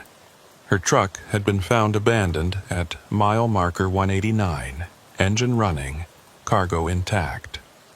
No sign of Ellen. She was the 5th missing driver, and she'd been part of our network, actively investigating what was happening on Route 127. The implication was clear. Either the road had claimed another victim, or someone had decided that Ellen knew too much. I called Agent Hassler's number. He answered on the first ring. "Mr. Croy, have you made a decision?" Ellen Carver is gone. She was investigating Route 127, and now she's the latest driver to vanish. If your task force is real, you need to find her. And you need to shut down whatever's happening on that highway before more people disappear. I understand your concern, but we need your cooperation to do that effectively. Will you meet with us? On one condition: I bring others with me. The drivers who've experienced the same things. Safety in numbers. There was a pause. Acceptable. We can arrange a meeting location in Las Vegas. Secure facility, neutral ground. I'll send you the details. After the call ended, I sat in my truck feeling like I'd just agreed to something I'd regret. But Ellen was gone, and 4 others before her. If this federal task force was real and could actually help, it might be the only chance we had of understanding what was happening and preventing more disappearances. If it wasn't real, then I was about to walk into whatever trap had been set for drivers who asked too many questions. Dale was skeptical when I told him about the arrangement. This could be exactly what they want: getting all of us in one place where we can be dealt with efficiently. It could be, but what's our alternative? Ellen's gone. We keep investigating on our own, and maybe more of us disappear. Or we stop investigating entirely and just accept that Route 127 is off limits. Neither of those options is good. No. But at least meeting with this task force gives us a chance of getting answers. Or confirming that there's an active cover-up, which is information in itself. 4 of us agreed to attend the meeting. Me, Dale, a driver named Kirk Stevens, and a woman named Mara Finch. The others in our network declined, too spooked by Ellen's disappearance to risk exposing themselves further. The meeting was set for 3 days later, at a facility in the industrial section of Las Vegas. As I drove toward Nevada, taking Interstate 15 to avoid Route 127 entirely, I couldn't shake the feeling that I was making a terrible mistake. But Ellen deserved better than being forgotten as another voluntary abandonment. And if there was even a chance that this federal task force could explain what was happening on Route 127, I had to take it. The facility turned out to be a nondescript warehouse building with government plates on the vehicles parked outside. Agent Hassler met us at the entrance. Tall, fit, probably mid-40s, with the bearing of someone used to authority. He led us to a conference room and introduced us to 2 other individuals who didn't offer names or agencies. They just sat and listened as Hassler asked us to recount our experiences on Route 127. We told him everything. The time anomalies, the distance problems, the repeated landmarks, Opal's station. He took notes and asked detailed questions, but didn't seem surprised by anything we described. When we finished, he was quiet for a long moment. Then he closed his notebook and looked at each of us in turn. What you experienced on Route 127 is real. The time distortion, the spatial anomalies, the difficulties with measurement and recording. It's all documented and under investigation. What's causing it? Dale asked. That's classified. But I can tell you that certain experimental technologies are being tested on isolated transportation corridors. Route 127 was selected because of its low traffic volume and remote location. The effects you experienced are side effects of that testing. Side effects that have killed 5 drivers. We don't know that they're dead. They're missing, which is different. And yes, we're concerned about the civilian impact, which is why we're working to contain the phenomenon and prevent further incidents. Contain it how? I asked. By continuing to run the tests and just hoping fewer people get caught in the distortion. By understanding the parameters better so we can predict when and where the effects will manifest. And eventually, by completing the testing so the technology can be properly deployed under controlled conditions. What technology? What are you testing? Hassler shook his head. That's above your clearance level. What I can tell you is that you need to stop investigating Route 127. Your curiosity is understandable, but it's putting you at risk. The phenomenon is sensitive to attention and observation. The more you focus on it, the more likely you are to get caught in it. That doesn't make sense, Mara said. How can a road distortion be sensitive to attention? Because it's not just a road distortion, it's... Hassler paused, choosing his words carefully. Think of it as a field effect that responds to consciousness. When you're aware of it, when you're looking for it, you become more susceptible to it. That's why drivers who don't know about the anomalies often pass through without incident, while those who are watching for them get trapped. The explanation felt incomplete, like he was describing something complex in deliberately simplified terms, but it also had a disturbing logic to it. What about Ellen Carver? Dale asked. She knew about the anomalies, was watching for them, and she disappeared. Are you saying her attention caused that? Possibly, or she encountered a particularly strong manifestation. We're still investigating. Hassler leaned forward. Here's what I need from all of you. Stop researching Route 127. Stop comparing notes with other drivers. Stop trying to document or understand what you experienced. The more you engage with it, the more danger you're in. And if we don't agree to that, I asked, then you're on your own. We can't protect people who insist on investigating classified phenomena. And I'll be honest with you, your continued attention to this matter could interfere with the testing in ways that create more danger, not less. It was a threat dressed up as concern. Stop asking questions or face consequences. We left the meeting with more questions than answers. Hassler's explanation raised as many issues as it resolved. What kind of technology created consciousness-sensitive distortions in space-time? Who had authorized testing it on a public highway? And what had really happened to the missing drivers? In the parking lot, the 4 of us stood by our trucks and discussed what we'd learned. He's lying, Mara said flatly. Or at least not telling us the full truth. This isn't just about testing technology. There's something else happening. But he confirmed the phenomenon is real, Kirk pointed out. That's more than we had before. At least now we know we're not crazy. We knew that already. What we don't know is whether we can trust anything he told us, or whether that meeting just put us on a list of problems to be dealt with. Dale looked at me. What do you think, Wendell? You're the one who set this up. I thought about Ellen, about the 4 others who'd vanished before her, about Opal's warning that drivers who stopped moving in the stretched zone were never seen again. I think we need to be very careful about what we do next, I said finally. But I also think we can't just stop investigating, not when people are still disappearing. The question was how to investigate when the phenomenon itself seemed designed to trap those who looked too closely at it, and whether any of us would survive finding the answer. Against Agent Hassler's warning, we kept investigating. Not openly, not in ways that would draw attention, but we couldn't just walk away. Ellen Carver had been one of us, and she'd vanished trying to understand what we'd all experienced. That demanded something more than silence. Dale found the pattern 3 weeks after our meeting with the task force. He'd been analyzing delivery schedules, fuel records, and highway patrol reports, looking for correlations between convoy activity and the timing of anomalous events on Route 127.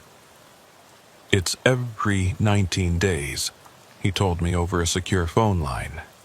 "Like clockwork, the stretched zone activates for approximately 8 hours during the night, then returns to normal. The convoys run during those windows." How far back does the pattern go? At least 3 years. Probably longer, but records get harder to verify the further back I look. And here's the interesting part. The 5 missing drivers all disappeared during active windows. They weren't random encounters with the anomaly. They were there when the distortion was at full strength. So was I. So were you. We made it out. Because we kept moving. Remember what Opal said? The road doesn't like vehicles that stop. The missing drivers all stopped for extended periods. Rosa Delgado's truck was found with a note saying she couldn't keep driving the same miles. That suggests she'd been caught in the loop for a while before she gave up. The thought sent a chill through me. How long is a while when time doesn't flow normally? That's the question nobody can answer. From an outside perspective, she might have been stopped for 20 minutes, but inside the distortion, experiencing subjective time, could have been hours. Days longer. I thought about the hours I'd spent driving through that stretched section, watching my GPS refuse to count down, seeing the same landmarks repeat. It had felt endless, even though it was probably only a few hours of real time. The psychological strain of experiencing that for days or weeks would be unbearable.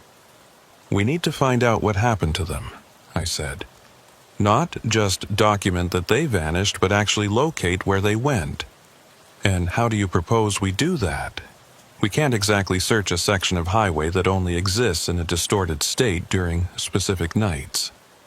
But an idea was forming. What if we do exactly that?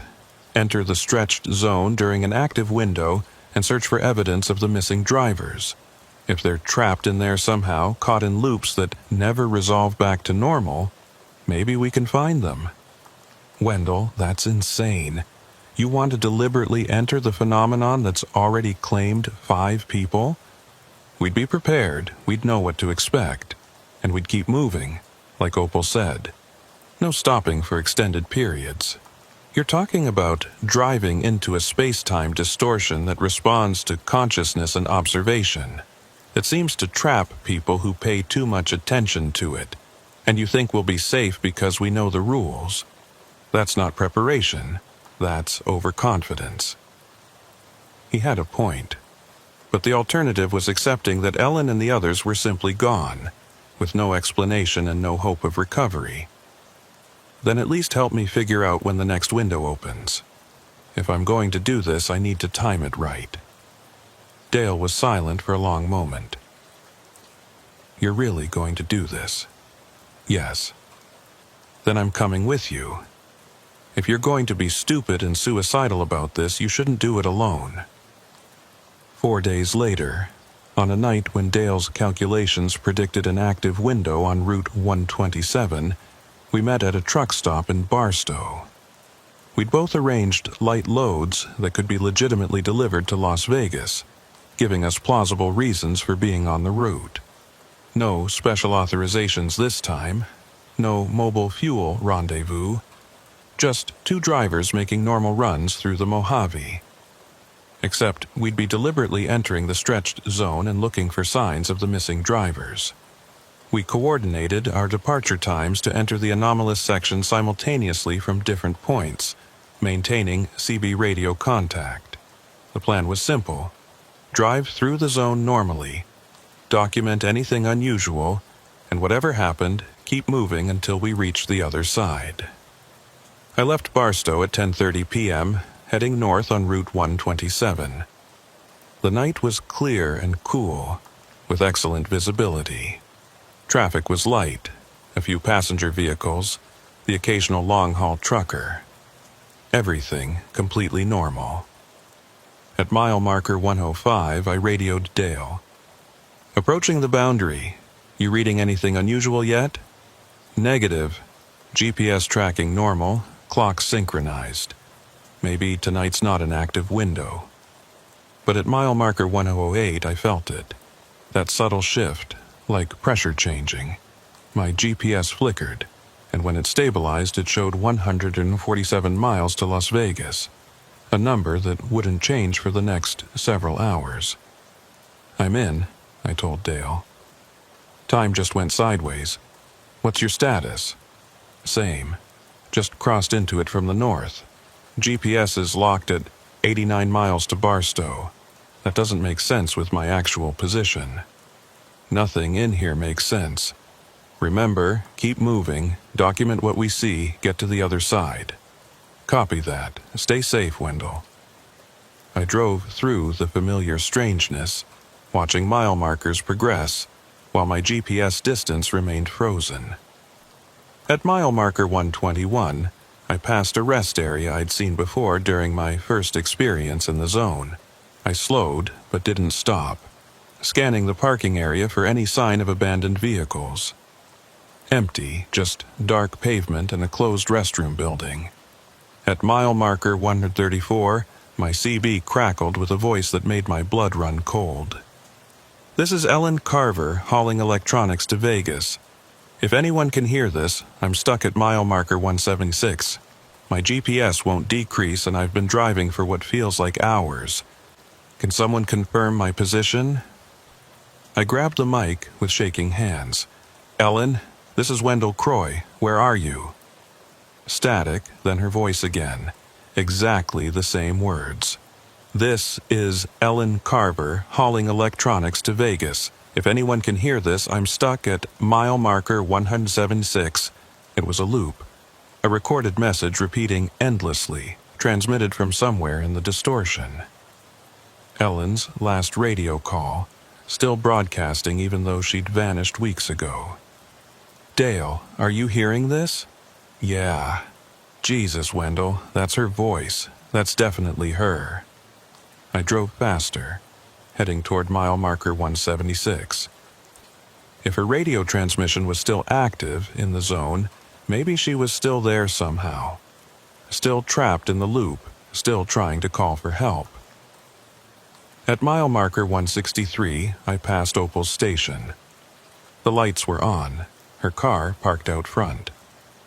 I considered stopping, asking her if she knew anything about the missing drivers, but remembered the rule, keep moving. Through my windshield, I saw Opal standing in the doorway, watching my truck pass. She didn't wave, didn't signal, just watched with an expression I couldn't read from this distance. At mile marker 176, I found Ellen's truck. It was parked on the shoulder, hazard lights flashing exactly as the official report had described. But the report had said the truck was found empty. This truck wasn't empty. Ellen was in the driver's seat. I pulled onto the shoulder ahead of her truck and climbed down from my cab. Through her windshield, I could see her clearly, illuminated by my truck's lights. She was gripping the steering wheel, staring straight ahead, her expression blank. I approached and knocked on her door. Ellen, can you hear me? No response. She didn't move, didn't blink, didn't acknowledge my presence in any way. I tried the door handle. Locked. I knocked harder, shouted her name. Nothing. It was like she was frozen in time, caught in a single moment that had somehow become permanent. Or like she was still experiencing time, but at such a different rate that my minutes were her microseconds. My CB radio crackled with Dale's voice. Wendell, I just passed mile marker 147 and saw something impossible. There's a truck ahead of me that looks exactly like yours. That can't be me. I'm stopped at 176 looking at Ellen's truck. Then whose truck am I following? A chill ran down my spine. Get a closer look at it. Tell me what you see. Several minutes of silence, then, "It's your truck, your company markings, your unit number. But you're not driving it. There's nobody in the cab. It's just moving on its own." The empty version of my truck. The ghost truck I'd followed during my first time through the zone. Except now Dale was seeing it too, confirming it wasn't just my imagination or perception. "Dale, get away from it. Don't follow it. Don't try to catch up to it." "Already backing off. But Wendell, if that's your truck, then what are you driving?" I looked back at my own rig, solid and real on the shoulder behind me. But was it? Or was I experiencing a version of myself that existed only in the distortion, while some other version of me was driving an empty truck through Dale's section of the loop? Ellen's voice came over the CB again. "This is Ellen Carver hauling electronics to Vegas. If anyone can hear this, I'm stuck at mile marker 176. I looked at her, frozen in her cab, her mouth not moving even as her voice transmitted over the radio. The call was coming from some version of her that existed in a different fold of time, still trying to reach help, while this version of her was locked in a single instant. I climbed back into my truck, my hands shaking. This was worse than I'd imagined.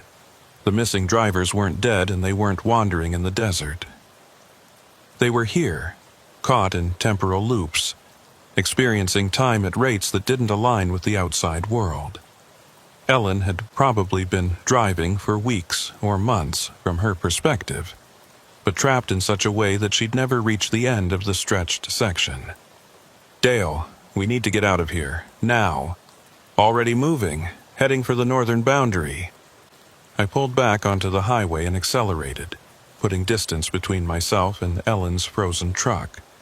But I couldn't stop thinking about her trapped there, aware but unable to move or communicate effectively, caught in a nightmare version of the same drive she'd been trying to complete. At mile marker 189, I passed another truck on the shoulder, then another at 194, both with drivers visible inside, both frozen in the same way Ellen had been. I recognized one of them from Dale's list, David Kemper, missing since July 2021. They were all here, all the missing drivers, trapped in various points along Route 127's stretched section. Not vanished, not dead, but caught in temporal distortions that prevented them from completing their routes or escaping back to normal space-time. "Wendell, you need to see this." Dale's voice was strained. "I'm at mile marker 118, and there are at least a dozen trucks parked along the shoulder. Different companies, different years. Some of them look old, like they've been here for a long time. 12 more missing drivers. People who'd vanished over the years, whose disappearances had been written off or forgotten, all of them still here in the distortion." At mile marker 203, I felt the pressure shift again. My GPS flickered and suddenly showed 94 miles to Las Vegas, counting down normally. My clocks synchronized. I was out of the stretch zone, back in normal space-time. I pulled over at the first rest area and waited for Dale to emerge from the southern boundary. When he arrived 20 minutes later, his face was pale. "There are more," he said. "So many more. Not just the 5 we knew about, dozens of trucks scattered through that zone, all with drivers frozen inside them. We have to report this. Get search and rescue teams in there, try to extract them somehow. And tell them what? That we found missing drivers in a space-time distortion that only exists during certain nights? That they're not dead, but caught in temporal loops?" Dale shook his head. "Nobody will believe us, and even if they did, how would they mount a rescue operation in a zone where time doesn't work properly?" He was right. Any rescue team entering the distortion would risk becoming trapped themselves, and there was no guarantee that the frozen drivers could even be freed from their loops. They might be so far out of sync with normal time that they couldn't be brought back. We sat in silence for a long time, processing what we'd seen. Eventually, Dale spoke quietly. "We should call Hassler, Tell him what we found. Maybe his task force has resources we don't, ways to help those people. Or maybe they already know. Maybe they've always known and just haven't done anything about it. Then what's our option? Leave them there? I didn't have an answer for that. Over the next few days, we debated what to do with the information. We could go public, try to force an investigation through media attention. But without evidence, and our photos showed nothing unusual just as Ellen's hadn't, we'd be dismissed as conspiracy theorists or attention seekers. We could try another rescue attempt, going in better prepared with equipment and plans. But we'd barely made it out ourselves, and attempting to extract frozen drivers from temporal loops was beyond our capability. Or we could contact Hassler and hope that his task force would actually help. In the end, the decision was made for us. A week after our nighttime investigation, Dale's truck was found abandoned at mile marker 152 on Route 127. Engine running, cargo intact, no sign of the driver. He'd gone back alone without telling me, probably trying to help the trapped drivers, trying to find a way to free them. And the distortion had claimed him too. I called Hassler's number. It was disconnected. I tried the facility where we'd met with the task force. The building was empty, with "for lease" signs in the windows. Everything associated with that meeting had vanished as thoroughly as the drivers in the distortion. I was alone now, the last member of our investigation network who wasn't missing or scared into silence. And I had a choice to make. I could stay away from Route 127, avoid the stretched zone, and live with the knowledge that Dale and Ellen and dozens of others were trapped there. Or I could go back, try to understand the phenomenon better, maybe find a way to help them. But I remembered Opal's warning about drivers who stopped moving, and I remembered Ellen's frozen face, staring ahead without seeing, caught in an endless moment. Going back might mean joining them in that limbo, never reaching the end, never escaping, just driving the same miles forever while thinking I was making progress. I've made my decision, though I'm not sure it's the right one. I've accepted a load that will take me through Route 127 tonight, deliberately, with full knowledge of what I might encounter. I'm bringing equipment, supplies, documentation, and I'm bringing this written account, which I'll mail to a colleague before I enter the zone. If I don't reach Las Vegas by morning, if my truck is found empty at some mile marker along 127, at least someone will know what happened. At least the pattern will be documented. Maybe that's all any of us can do. Document the strangeness, bear witness to the impossible, and keep driving even when the road refuses to let us reach the end. I'm at mile marker 95 now, 10 miles from where the distortion begins. My GPS shows 156 miles to Las Vegas. My clocks show 11:47 p.m. In 13 miles, those numbers will stop making sense. I'll enter a section of highway where distance and time have become meaningless, where dozens of drivers sit frozen in their cabs, still trying to complete routes they'll never finish. And somewhere in that distortion, Dale is trapped. Ellen is trapped. All of them are waiting, caught in loops they don't understand and can't escape.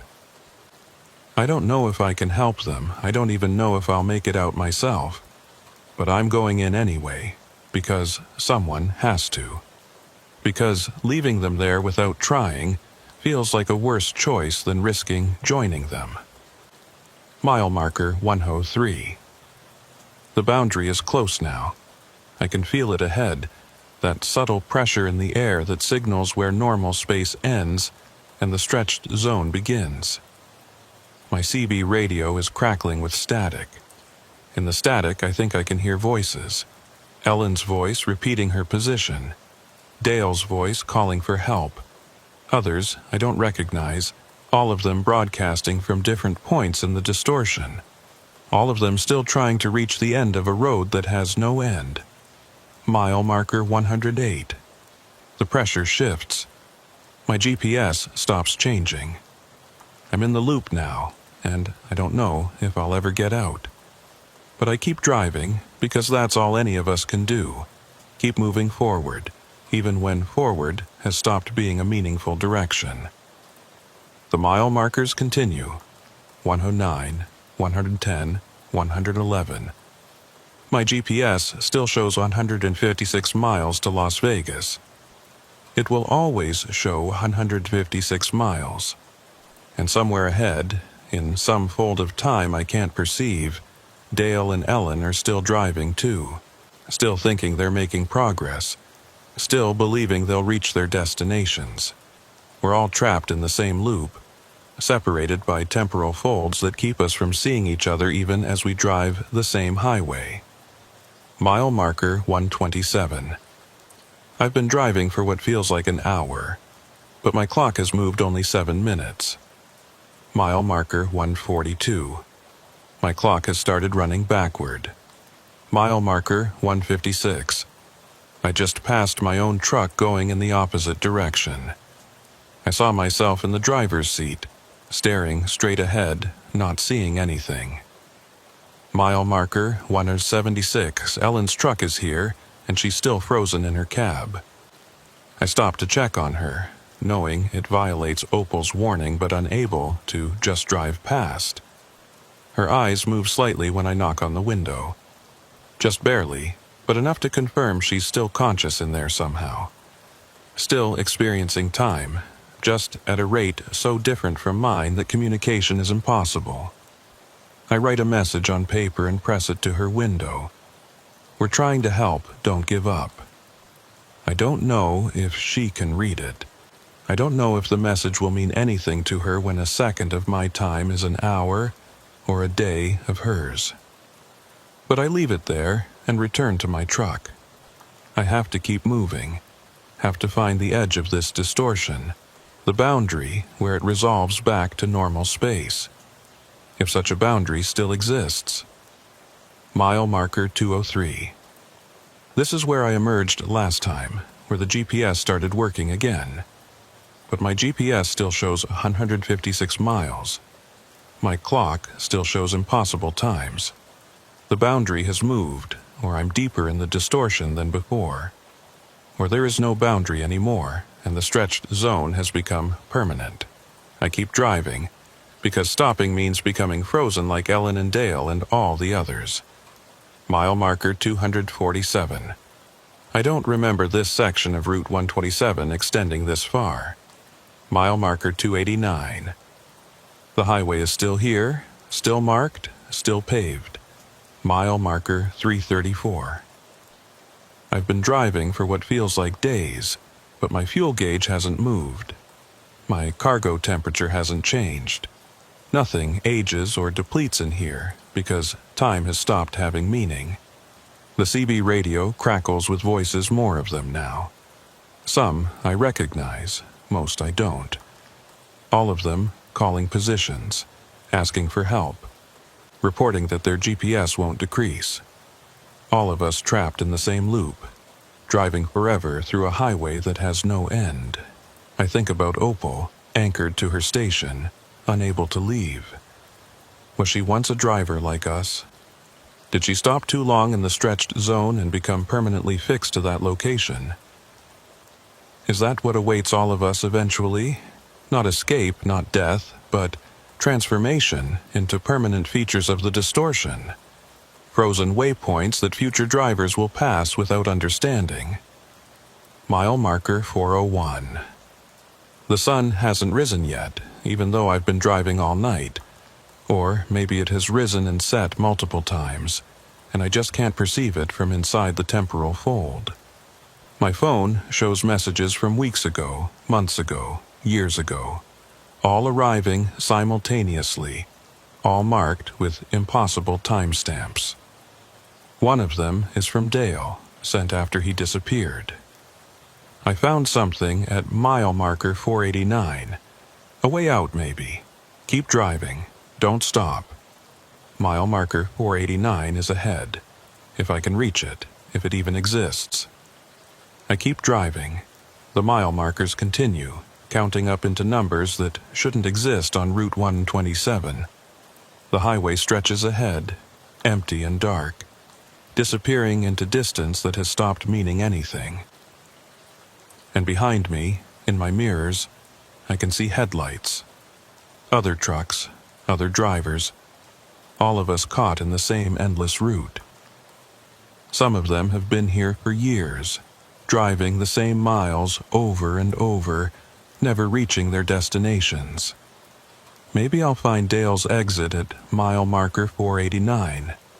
Maybe I'll escape back to normal space-time and be able to report what I've seen, get help for the trapped drivers. Or maybe I'll just keep driving forever, adding my voice to the CB radio static, another position report that nobody will answer. The road goes on. The GPS still shows 156 miles to Las Vegas. I've covered thousands of miles that don't exist, and I'll cover thousands more because stopping means becoming frozen in time.